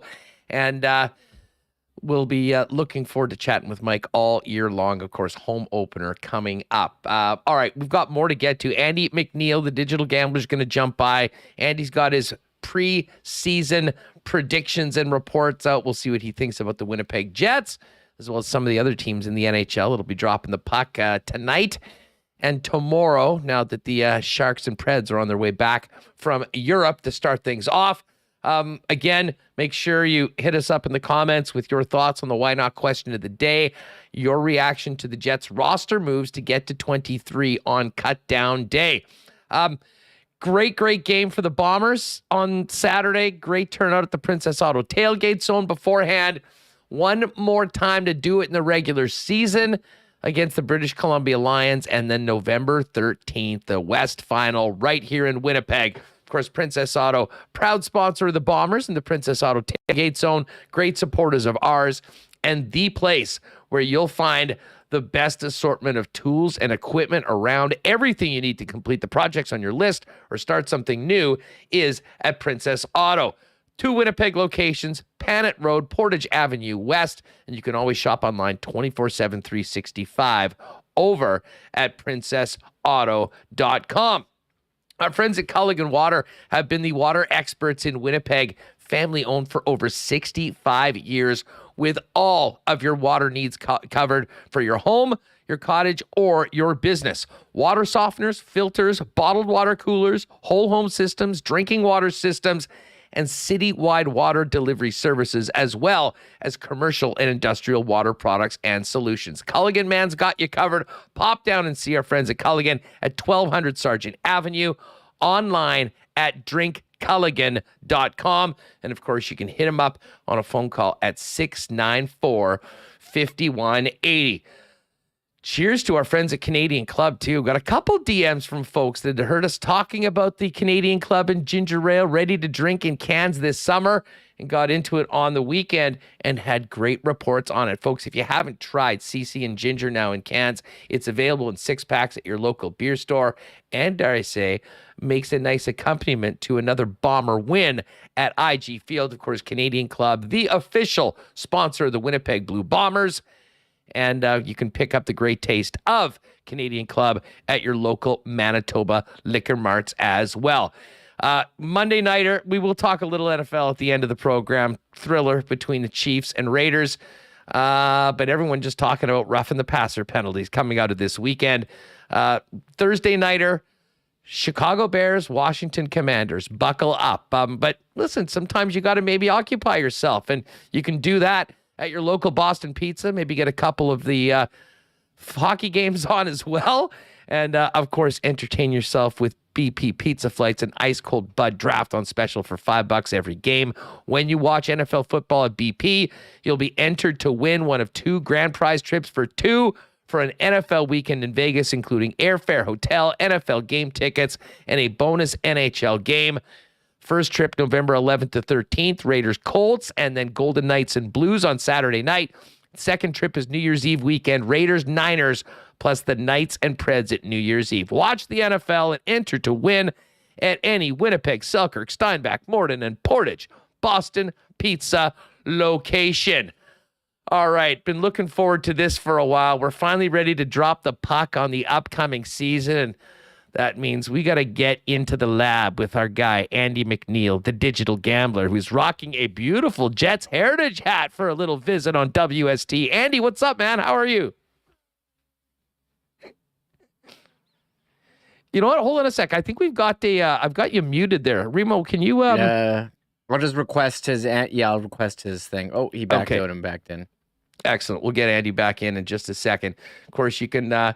follow Andy on Twitter at Digital Gambler. Andy does great work with VSiN, as well as we mentioned kind of great bunch of content with he and our pal Cabby throughout the NHL playoffs. Andy, how are you doing now? Can you hear us and can we hear you? No, we're still. You know what? Check out. Remis is going to send you a thing just to access your mic. Stay there. Let me just do It's the last time I was on here, to be honest. So, keeping things consistent. That's what I'm all about. I was saying I had to pander, with this hat on. I'm always trying to pander to my audience. And speaking of pandering, while you're hanging out at Boston Pizza, pick up a copy of the 2022-23 VSiN NHL betting guide, read through while you're munching on some appies, maybe some of those, what are they, spicy chicken fingers? I forget Cactus cuts, of course. They're definitely there at all. Well, hey, listen, just before I start, asking you about some of the teams and certainly what you think about the Winnipeg Jets going into this season, tell us about the VSiN betting guide, where you can get it, and what's the sort of content in. I mean, there's obviously tons of stuff out for people doing their fantasy draft or their hockey pools, but they sort of do that and then they move on to the season. This is something that can, I think, help people on a daily basis who like to put a little sprinkle down on NHL games. For sure, yeah. I share my thoughts on all 32 teams, but not only that, my projections, which are among the most accurate out there in the hockey betting space. I think the best way to look at predicting anything and predicting specifically hockey games here is, we're looking at a range of outcomes. There's a lot of ways that things can work out. On average, I'm off about 8 points, on my predictions. And that's roughly right around where the betting market is each year too. So there is, a margin of error here, but it goes both ways. I mean, I think a lot of recreational bettors, a lot of kind of part-time casual bettors, this is your time to shine, to make some of these future bets that maybe are being overlooked by the market. There are some teams that I look at as overbets and underbets on their point totals, some division winners, all things like that. I give you odds on each team's chances of winning their division, the Stanley Cup, and the point projections as well, and making the playoffs. There's a lot out there for people to comb through, and this guide is kind of like this. Just this little thing that you can keep in your pocket and take with you from sportsbook to sportsbook as you shop around for the best odds. Well, it really is a great piece against the VSiN betting guide for 2022 of NHL. Fill people in on where they can get it, Andy. And of course, folks, make sure you're following them on Twitter at Digital Gambler. I'm sure many of the links are there as well. Yeah, there are some different subscription options over at VSiN.com, but the NHL betting guide is available as part of a pro subscription. So you can go on over to VSiN.com/subscribe and check out some of the options that they have there. Well, let's talk about the home team here, the Winnipeg Jets. Very disappointing season last year, an interesting offseason where a lot of change was expected, didn't necessarily happen. But Rick Bowness has come in, certainly a new head coach, new systems. I mean, there's a lot of, it feels quite new because of the atmosphere around the club, but many of the players are still the same. First of all, your thoughts on last season, Andy, and what can we learn from what didn't go well for the Winnipeg Jets, adding in a new head coach, and how optimistic can Jet fans be about a return to the playoffs in your mind?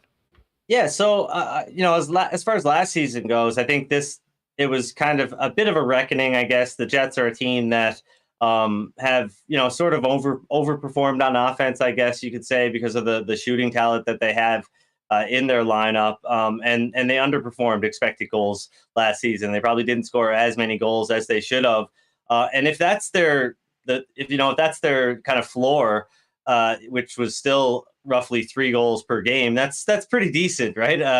So I think there's a lot of reasons to be optimistic about this team. I think on the macro level, I would be a lot more optimistic if Barry Trotz, let's say, was the head coach of this hockey team.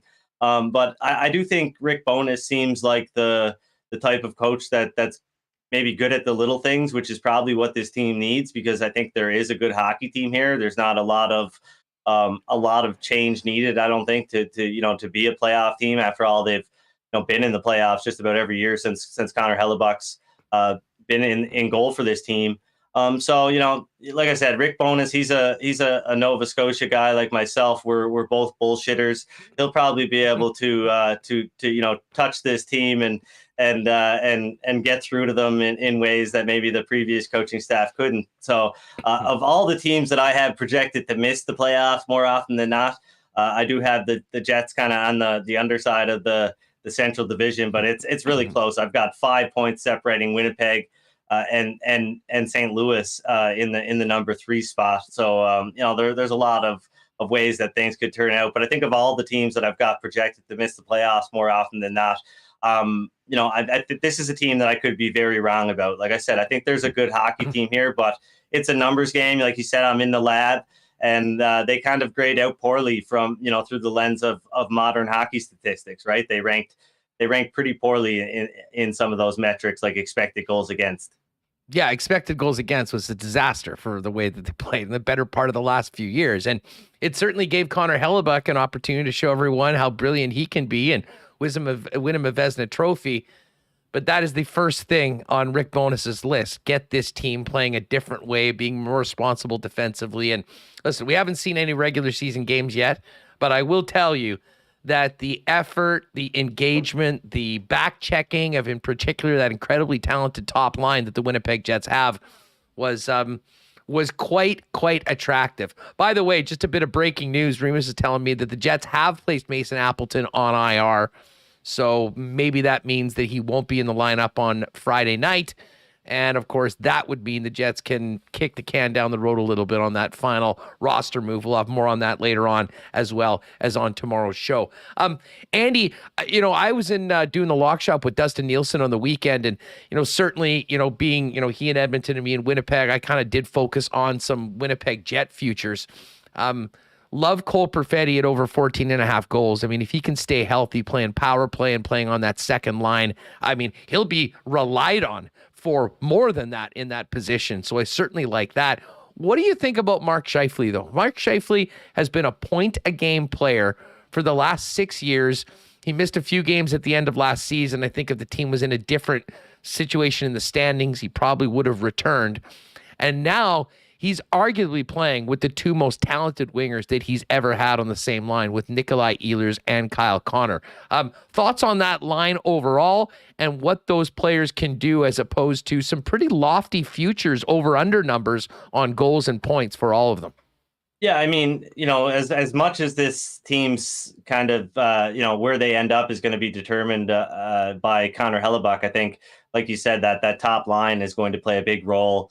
in whether this team is a playoff team or not. And they're looking very capable for sure. I think anytime there's a player like Scheifele who produced at a certain rate throughout over a large sample size like he did, and then sort of has taken a step back, I think that's a good bet to bounce back. And if you're looking at player futures, definitely Mark Scheifele is somebody I'd look at as a bounce back candidate. But I haven't had a chance, to be honest, to really dive into the player futures because I do so much work on the team level. So I haven't been shopping around all that much.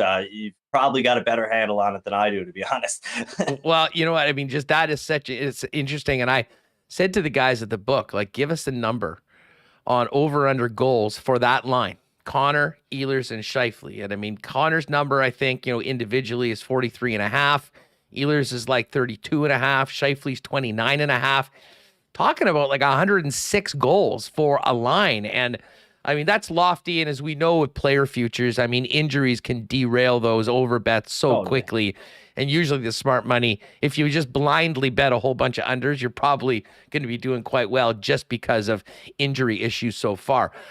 Outside of the Winnipeg Jets, Andy, who are maybe, is there a team or two that when you've crunched your numbers looking at this upcoming season based on what they did in the offseason, where they were at the end of last year, is there a team or two that you are particularly high on that maybe others aren't?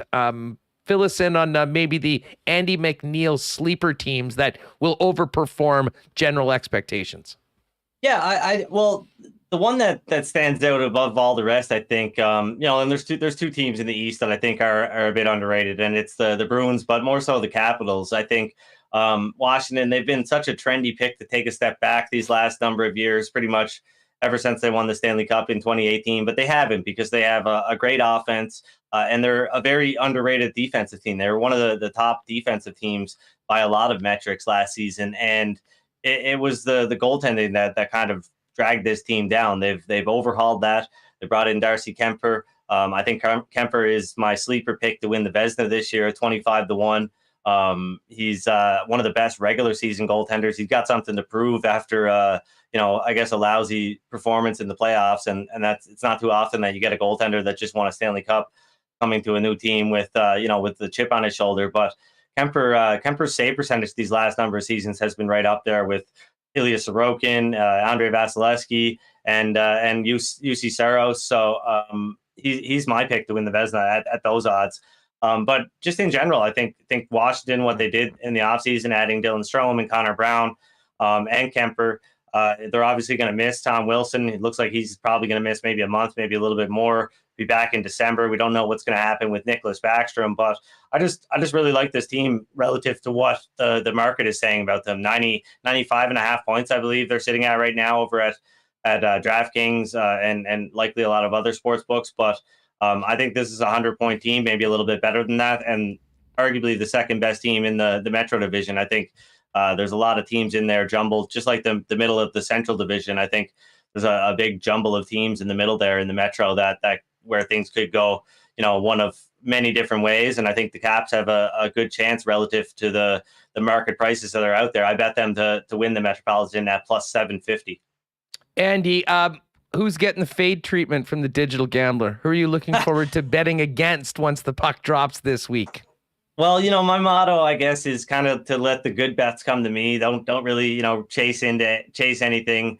Things kind of present themselves as the season goes on. So I'm not too bullish on fading any one particular team until I see that price every day. But I look at a team like the New Jersey Devils. I just don't know where the hype is coming from. I know they had to use 5 or 6 different goaltenders last season, but I don't think they'll necessarily underperform, a whole lot relative to the market. I think they're sitting at 90.5 points for a regular season point total. I have them around 87. Obviously the addition of Andre Palat is interesting. It's intriguing. And Dougie Hamilton was hurt for a lot of last year, but I just don't think this team is going to make any huge strides, and they're no better than any of the 8 teams that made the playoffs in the Eastern Conference last year. So like the Ottawa Senators, I think they're a little bit overhyped coming into the season. Andy MacNeil is on Twitter at Digital Gambler, obviously contributing to VSiN. I mean, fill us in on where you were everywhere over the course of the past year. It's been awesome seeing you pop up everywhere. Fill us in on what you've got content-wise coming up now that the puck's dropping. Yeah, so you guys can check out the daily NHL betting market report every day over at VSiN, where I'm handicapping every game and breaking things down, sharing my thoughts and my best bets each day over at VSiN.com, and that's where I'm doing everything. No more hockey night in Canada for Andy, which I'm sure a lot of people are happy about. That sucks. Well, you know what? Listen, you did a great job, and I think it was so much. I mean, people that aren't into it the way someone like I am or some of our listeners were, it was there. But as I said to Remis a million times as people were bitching about it, well, you want to see another bank commercial or another Tim Hortons commercial? I mean, I'd rather hear you guys chopping it up, talking about it. So anyways, I thought you guys did a great job. You know me, though. It's like you're like my mom, right? Like of course you like seeing me. You guys know me, so you like seeing me on TV. But no, it's cool. It was a great experience, and I'll probably talk more about it down the road. Yeah, no, it was a great experience, and everybody there was super great to work with. But yeah, no, just VSiN for me, which is I'm happy being kind of if I'm being honest, I didn't really enjoy getting out of my kind of corner of the internet. I like where I'm at. I want my audience to be people that are interested in gambling and want to learn about gambling and talk about sports from a betting perspective. To be honest, I'm not really.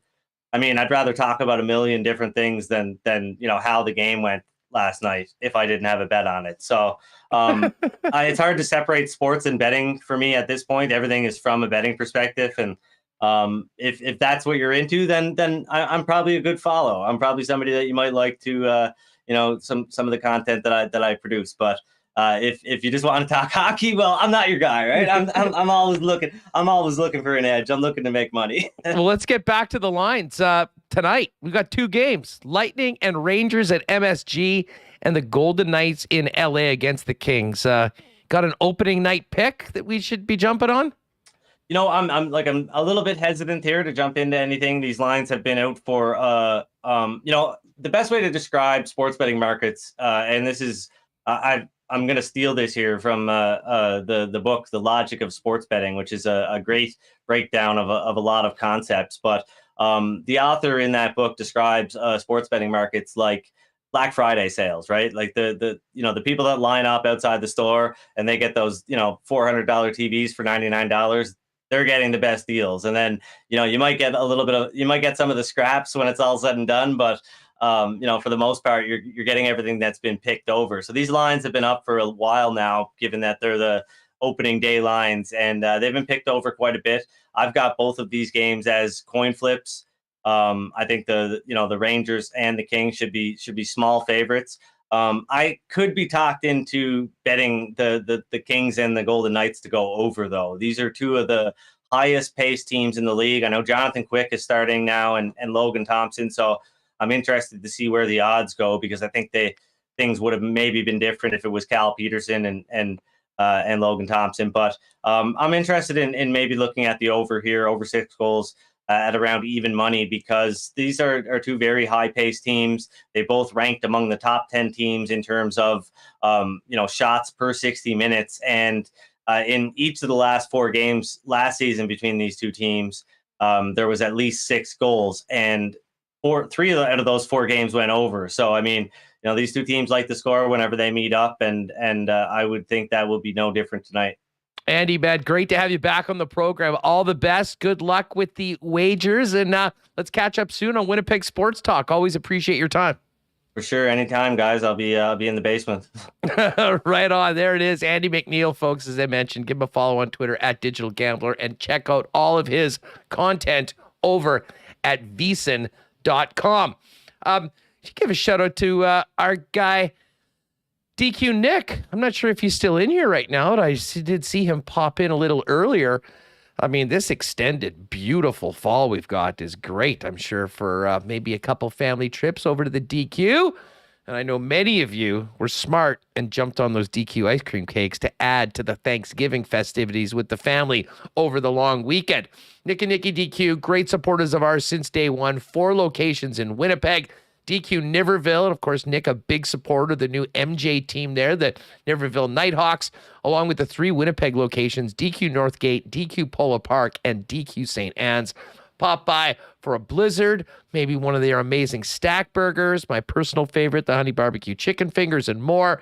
All the novelties to go. And if you do need a DQ ice cream cake for an upcoming party or event, hit them up on Instagram at DQ Manitoba. They'll custom make it for you however you want it and have it ready for a quick and easy pickup at any of the 4 Nick and Nicky DQs. And hey, what a weekend.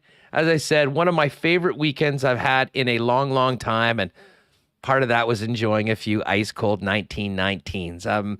Listen, we still got a bit of patio weather. I think it's going to get colder in the next couple days, but might be a great evening to, after work, bust down and check out the new patio at Little Brown Jug. And while you're there, you can try and sample all of the great Little Brown Jug beers, and then pick up your favorites to take home. If you can't make it down to Little Brown Jug, check them out online at littlebrownjug.ca. They do offer citywide delivery, or grab a 1919 at your favorite local restaurant, or of course, at your favorite beer store for all of the Little Brown Jug delicacies waiting for you there. Again, citywide delivery online at littlebrownjug.ca. All right, we do got to get to the Coolbet Lines. We do have a couple games tonight. But let's get Michael Remis back in here. And Remo, you were mentioning that Mason Appleton has just been announced on IR. What can you tell us? Yeah, I can't tell you more than that. I thought Rick Bowness said that he was gonna play, so maybe this is just a paper move, or maybe he is out. But the Jets did tweet out during that segment, like right when it started, Appleton on injured reserve, retroactive to October 5th. So we can wait and see as we go on. But yeah, they're gonna have to make a move to send someone down to make room for Axel, and I guess for now, Appleton on injured reserve, retroactive to October 5th. Nice. All right, listen, before we get to the Coolbet Lines, why don't we hear a little bit from Rick Bowness, because Remo's done a great job in getting some of the important clips from the weekend of the Winnipeg Jets head coach. We hear a little bit on Harkins, Mark Scheifele, Kyle Connor, certainly on Nikolai Ehlers. But I guess the most pertinent question yesterday was, who's this Axel guy that the Winnipeg Jets are getting from the Washington Capitals? Remo, if you're ready, let's play number 1.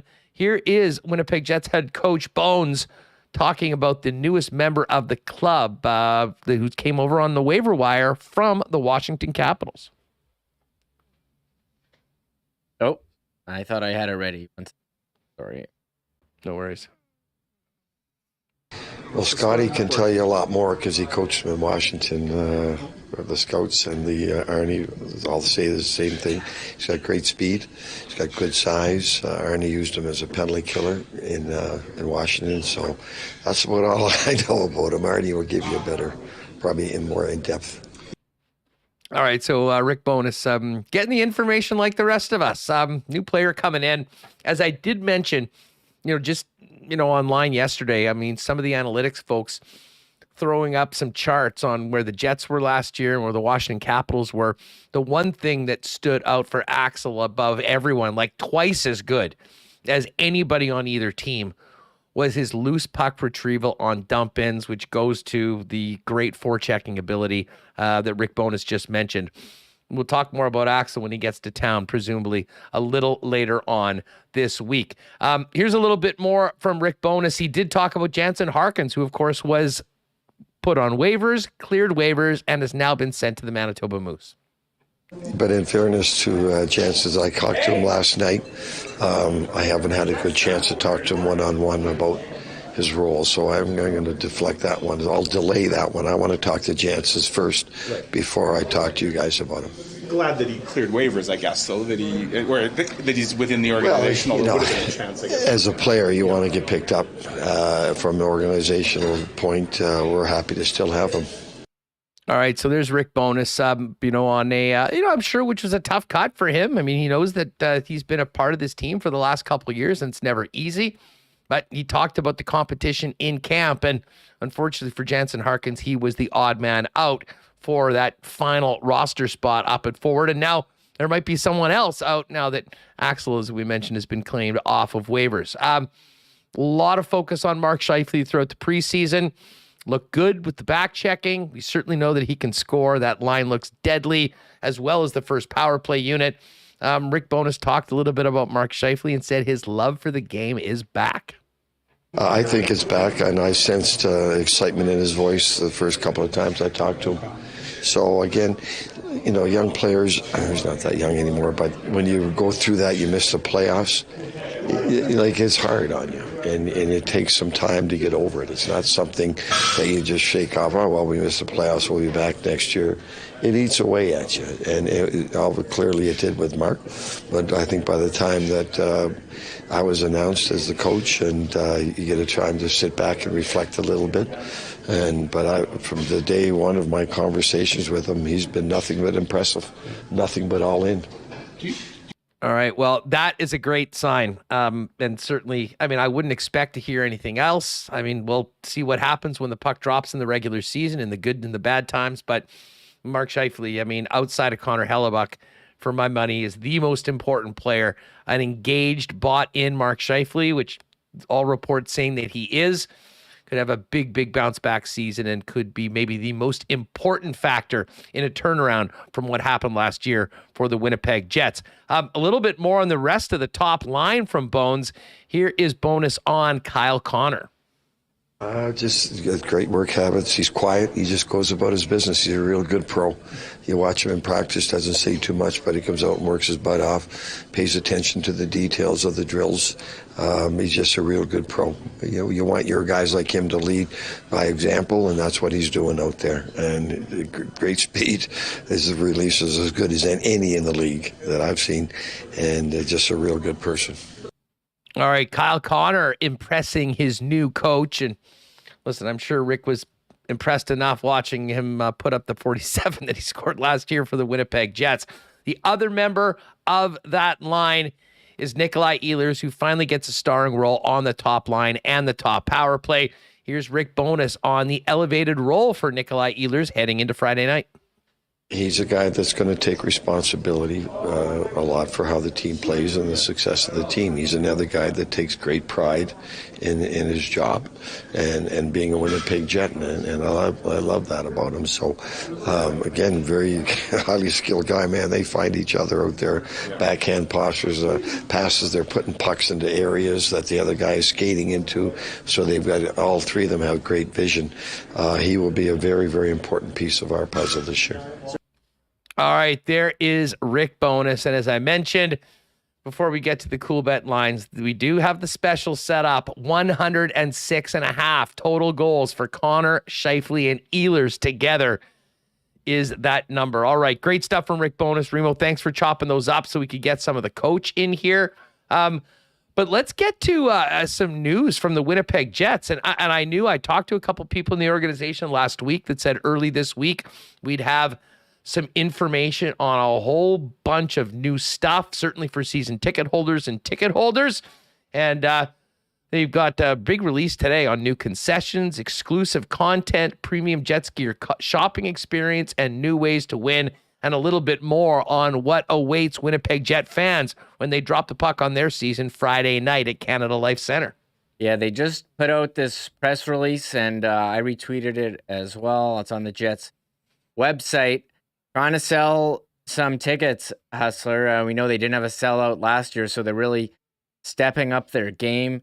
We know we've already talked about the $6 domestic beer from the opening of the doors to the end of warm-up. They got new concessions, the expanded door, and some contesting. They did announce some stuff here for the opening game, which is pretty interesting to me. We all like posting stuff on Instagram, Huss. You can get a selfie with the Lady Bing trophy, Kyle Connor one. That's kind of cool that that's there. I saw You're not gentlemanly enough to get a photo with the Lady Bing. His name is on it. We could get tweeted a picture of it on there. I mean, there's some legendary names, and I have Kyle Connor's name among those. Pretty cool. But I'm going to scroll down on this list that they tweeted out. The new concession. Someone mentioned that there's a 2-foot monster double jet dog in for this year. Yeah, a double 2-foot. They call new concessions 2-foot monster double jet dog. They got bison chili, chicken skewers. Where they have the tots, the new tasty tots. Okay, but this was the thing that, we see a lot of teams upping their content game, and you have tweeted out a number of times the Jets on social media really stepping it up with behind the scenes night and videos. day. It's night and day. And listen, this is not slagging anyone, and I'm not even sure whether it's a whole bunch of new people or it's the same folk. I don't know. I just know from what we've seen, it's night and day before, and I think part of that is Rick Bowness. I think part of it is an acknowledgement from the organization that they need to do more. And the best part about it is that it really seems like there's a buy-in from the team that certainly seem to be enjoying doing all of this and connecting with fans in a better way. So I fully say that. I joked last week, if the team can improve half as much as the Jets social media, we're in for a fun and exciting season coming up. Yeah, and the big offseason acquisition for the Jets was off the ice, acquiring Sarah Orlesky from TSN. Sorry, it's funny joking about these, getting Dan Robertson there as like offseason moves. However, they're going to have their season preview show on their YouTube channel on Wednesday night. But this one I found interesting. They're doing a behind-the-scenes documentary show called Runway, and it'll be on the game broadcast on Friday, with additional episodes rolling throughout the season. Personally, for me, like when it's a game broadcast, I want the intermissions to be dissecting what happened on the game. However, I do think this will be interesting, and they're going to have the brand new post-game show that Sarah is going to be doing as well. So I tweeted this out earlier today. The Oilers announced something called Oilers Plus, where you can pay them and get some additional content. But I noticed like a lot of that stuff teams are doing for free. So, media analyst Adam Seaborn says, every team is becoming their own media company now, basically trying to do, for marketing and engagement purposes. And the Jets are really stepping it up. So, joining us here on YouTube. So I'm curious how that's going to go. Yeah, well, it'll be interesting. Here's what they have to say about the post-game show. The in-depth team coverage will continue with the all-new Bud post-game show hosted by Sarah Orlesky, live from the Heart of Canada Life Centre after every home game. Watch live interviews with top player and personnel, game highlights, and expert analysis on the Jets site, Facebook, Twitter, and YouTube channels immediately after the game. And as far as the runway goes, you just mentioned, the idea of this is taking fans behind the scenes, uncovering life in and around the club. And the episode will premiere during the game broadcast on TSN on Friday, October 14th, with additional episodes rolling out through the season. And I would imagine, although it doesn't say right there, I would imagine Sarah will be very involved in all of those pieces as well. Yeah, so I watched the preseason game, and they had the Pionk boating one and the Schmidt with the cars. You do get a better insight on who these players are, and I think makes you a fan of a guy for more than just on ice reason. So I hope they have more stuff. I enjoyed the golf. They said they had just a little TikTok video or Instagram reel on the weekend. Who's the best golfer, the worst golfer? Consensus, best, Wheeler. Big Save Dave, not Dave. The guy you want to get paired up with on the course, apparently. Big Save Dave, not the best golfer, apparently. So that was, they're stepping it up. If, the on ice is going to be a lot of the same, players, but off ice, it seems like they've got a brand new strategy as well. Well, Ed, just quickly back to what really matters to us, the food. New executive head chef Richard Duncan is the new guy. He's a Red Seal chef and honors graduate of Red River College Culinary Arts program. Has worked his up way through the culinary world at places like Mona Lisa, Fairmont Lake Louise, Hilton Suites Winnipeg in the chef de cuisine role for Oliver and Bonaccini in Toronto, and was the executive sous chef at the Fairmont. So lots of great experience. Here's what we need to know about Friday night. You can look forward to exciting new menu offerings. You mentioned this 2-foot monster double jet dog. Very intrigued to see that. Chicken adobo skewers. I'm not sure. What is adobo? Do we know what that is? I don't know. Chicken I don't know adobo? what that is. I'll try it. It sounds good. Bison chili and jalapeno corn fritters. And how about this one? The new sweet feature, chocolate dipped seafoam. Whatever that is, I'm in on it. And this is cool. All new Tasty Tots concession stands outside section 113 and 308, featuring a lineup of tater tot inspired dishes like Reuben Tots. And hey, for Jets season ticket holders, mini pack holders, share partners, I had a lot of questions. I had my own about the season ticket holder discount. Jets and Moose season ticket members always receive concession discounts on fan favorite items, including pizza, popcorn, domestic beer, water, and fountain pop as part of their membership benefits. And I believe that is all being done through the new Jets app. Head to jets.com for more information if you are a season ticket holder. I believe the information should be there in the season ticket holder side of things. And I'll say this, I got that orange, the Wasak hoodie at the preseason game, and I had to go into the Jets gear to do that. They have done a very nice renovation of that. It's much, much bigger. They said they expanded the store's footprint by nearly 50%. So they've got some new stuff there, some new exclusives as well. So if you're at the game and you're so inclined, check out what they've done for the Pro Shop. And I guess the other thing, Remo, is that Moxie's is no longer Moxie's.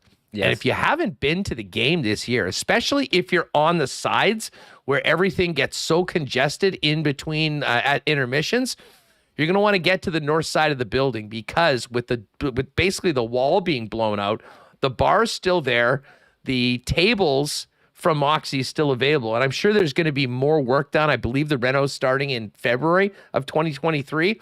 But in the meantime, far more room to meet up with friends, sit down if you want during the intermissions at what was Moxie's and is now essentially just an expanded area of Canada Life Center. Yeah, and I think that's the biggest complaint for people attending games is there's not a lot of room. You walk around the concourse, and it's pretty packed in there. And we all done, talking about distancing the last couple of years, and it's nice. I was at the Eagles concert, sold out show. It was good to go to the Moxie, what used to be Moxie's.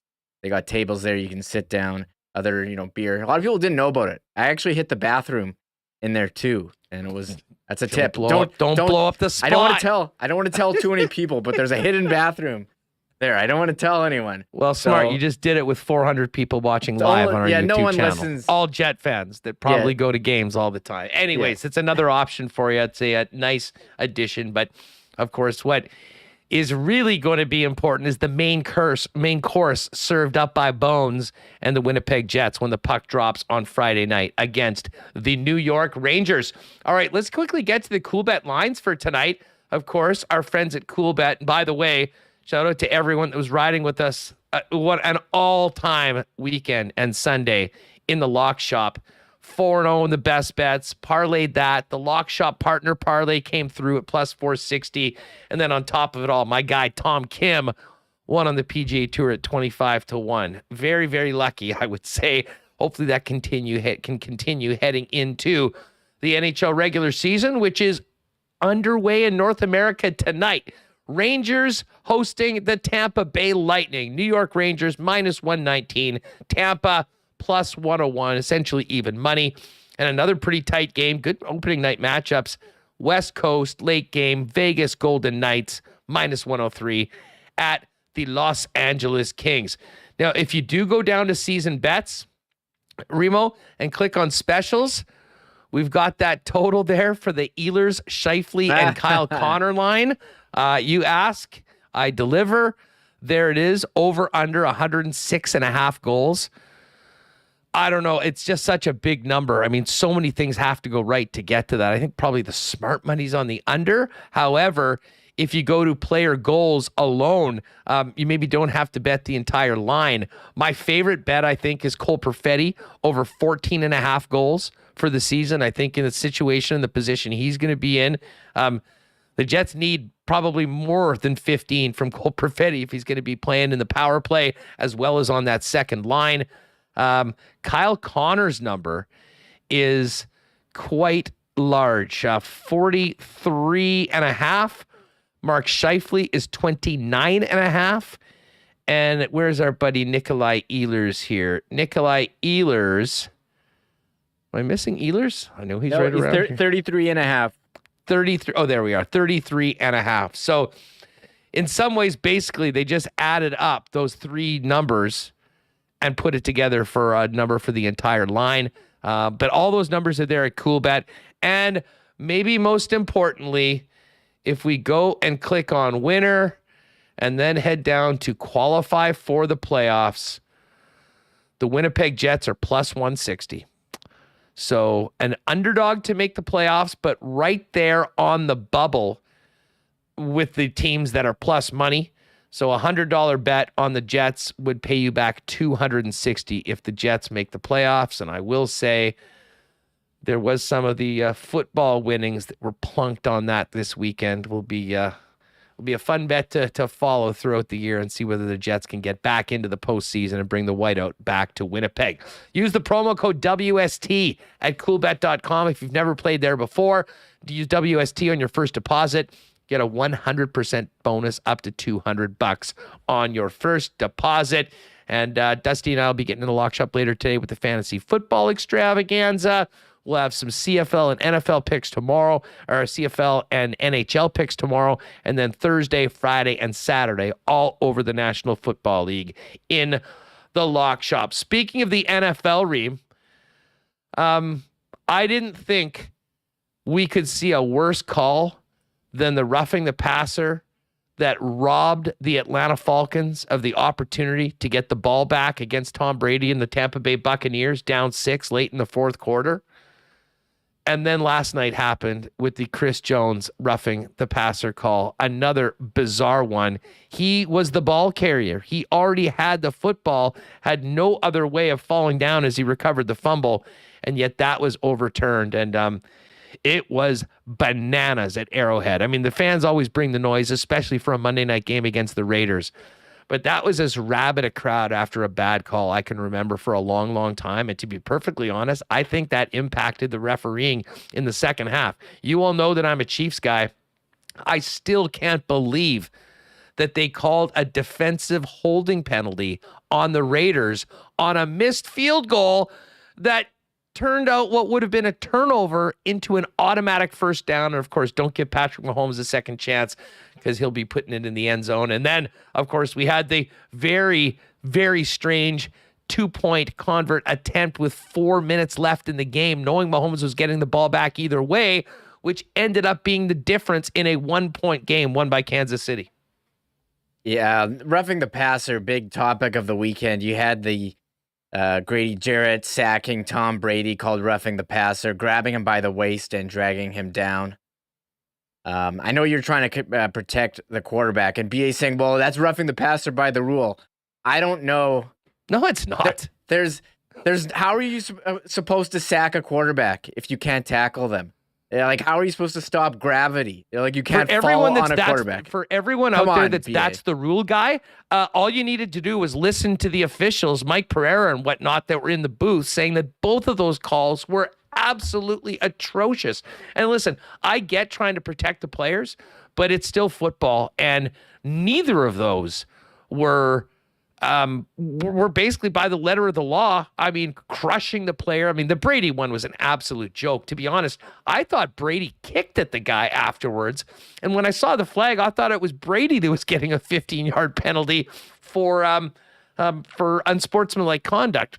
Obviously, that didn't happen. And Arthur Smith was just absolutely apoplectic on the sidelines. And I don't blame him. That was really brutal for a team that had worked so hard to come back and deserve the opportunity to get the ball that they earned. But I'll say this. I think there were a bunch of makeup calls last night in the second half. I feel fortunate that the Chiefs were able to win that game. But I do think that, what's going to come out of this, Remo, is that they're going to expand the challenges because these calls absolutely are flipping games. I heard Chris Jones talk about it afterwards. Coaches need to have the opportunity for these massive game-tilting 15-yard penalties to challenge them if need be, in the same way that you'd be determining whether the ball went over the line. Give the officials, give the booth in New York, whoever, the opportunity to look back at it, because it's more important to get the call right and still do what they can to protect the quarterbacks. And I mean, maybe some of this is an overreaction as well to what happened with Tua. I mean, the way everything happened with Tua in those games Sunday and then Thursday, I think has really affected. I mean, the NFL sort of changing things on the fly. We saw Teddy Bridgewater get knocked out of the game early, went in to get concussion checks, showed no symptoms whatsoever, but was not allowed back in the game. I mean, if that happens a week before, that's not happening right now. So I think the NFL's got a lot on their hands right now with some of the things that are called, as well as how things are being handled when it comes to concussion protocol, because as horrible as what happened to Tua was, the mistakes that happened there were far earlier. And I think that really cost the Miami Dolphins in that game against the Jets on the weekend. Yeah, and they say it seems like they're going to look at this roughing the passer. The worst ones are when like a defensive player is like reaching for to tip the ball and like taps the quarterback on the head, and they've called roughing the passer on that. Like, let's keep it to like, hits to the head that are extremely impactful. They don't like the ones on the knees as well. I thought the ones from the weekend, the Grady Jarrett one, was just what else is he supposed to do? They said that he threw Brady to the ground. Like, how are you supposed to sack him? Grab him by the waist and tackle him? Like, what are you supposed to do? What is Chris Jones supposed to do? They said you can't fall on a quarterback. Like, they make it so hard for these defensive players to do anything. He had the ball and he braced himself with the left. I mean, listen, the refs in the booth said the same thing. And as I said, I do think it will get to a point where those calls will be able to be challenged, and I think that would be great. Todd Fertani, my guy Todd, a big Raiders fan. I can't relive this. Yeah, hey, listen, I thought the Raiders played their asses off. But why Josh McDaniels decided to go for 2 at that point made absolutely no sense. You get that kick, you're tied. Mahomes is getting the ball back either way. If you're able to stop them, it's a tie. If you don't, you lose. And as I said, the other thing about this is they've got Daniel Carlson, who's awesome, and the Chiefs are rolling out some guy they grabbed off the street, their second UDFA kicker, while Harrison Butker's been out. I'm sure Josh McDaniels would do that differently if he had it. And hey, listen, a big, big congratulations. Bart Ullman mentioned this in chat a few minutes ago, but the 1v1 Football Academy of Winnipeg under 15 girls went out to PEI on the weekend and won the national championship for club soccer under 15. I believe, from folks in the soccer community that hit me up, I believe this is the first time that anything like this has happened before for Manitoba.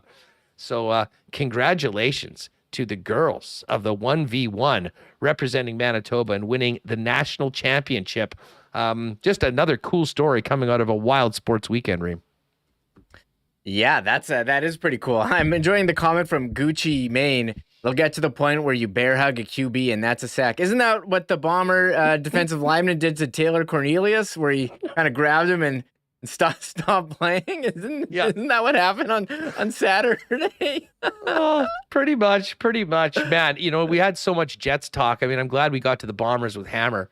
But man, what an absolute ass kicking of the Edmonton Elks by the best team in the league. And now it's one win and off to the Grey Cup. We got to wait till November 30th, though. But I know the Bombers are putting tickets on sale for that. And anyone, as cold as it was last year for the West Final, I think anyone that was part of that crowd, that atmosphere that day, will be making a point of getting back there. Maybe it'll be a little bit warmer, but to be honest with you, the cold of that game kind of made the event really what it was. Awesome show. Went a little long today, but with everything coming out of the weekend, we knew that would likely be the case, but we do have to get the podcast up for folks that are listening on the audio feed. Again, folks, if you just popped in, if you're new around here, make sure you hit that red subscribe button. We are here daily, 1 p.m. Central, live on YouTube. and we'll usually have our content out for you just in time for your ride home around 3:30 p.m. Big thanks to all the sponsors and the great guests we've had. Always fun to cook up with our guy, Andy MacNeil. And, of course, the Winnipeg Free Press's Jeff Hamilton and Mike McIntyre. Mike, of course, in Banff, covering all the latest goings-on with the Winnipeg Jets. We'll be back at it tomorrow. Murat Atesh is going to join us. Really looking forward from Murat's perspective on the moves that happened, the players that are still here, and a look ahead to Friday night's opening night lineup. We'll have more on the Winnipeg Jets as well as the CFL, NFL, and probably some more follow on what happened today with Hockey Canada.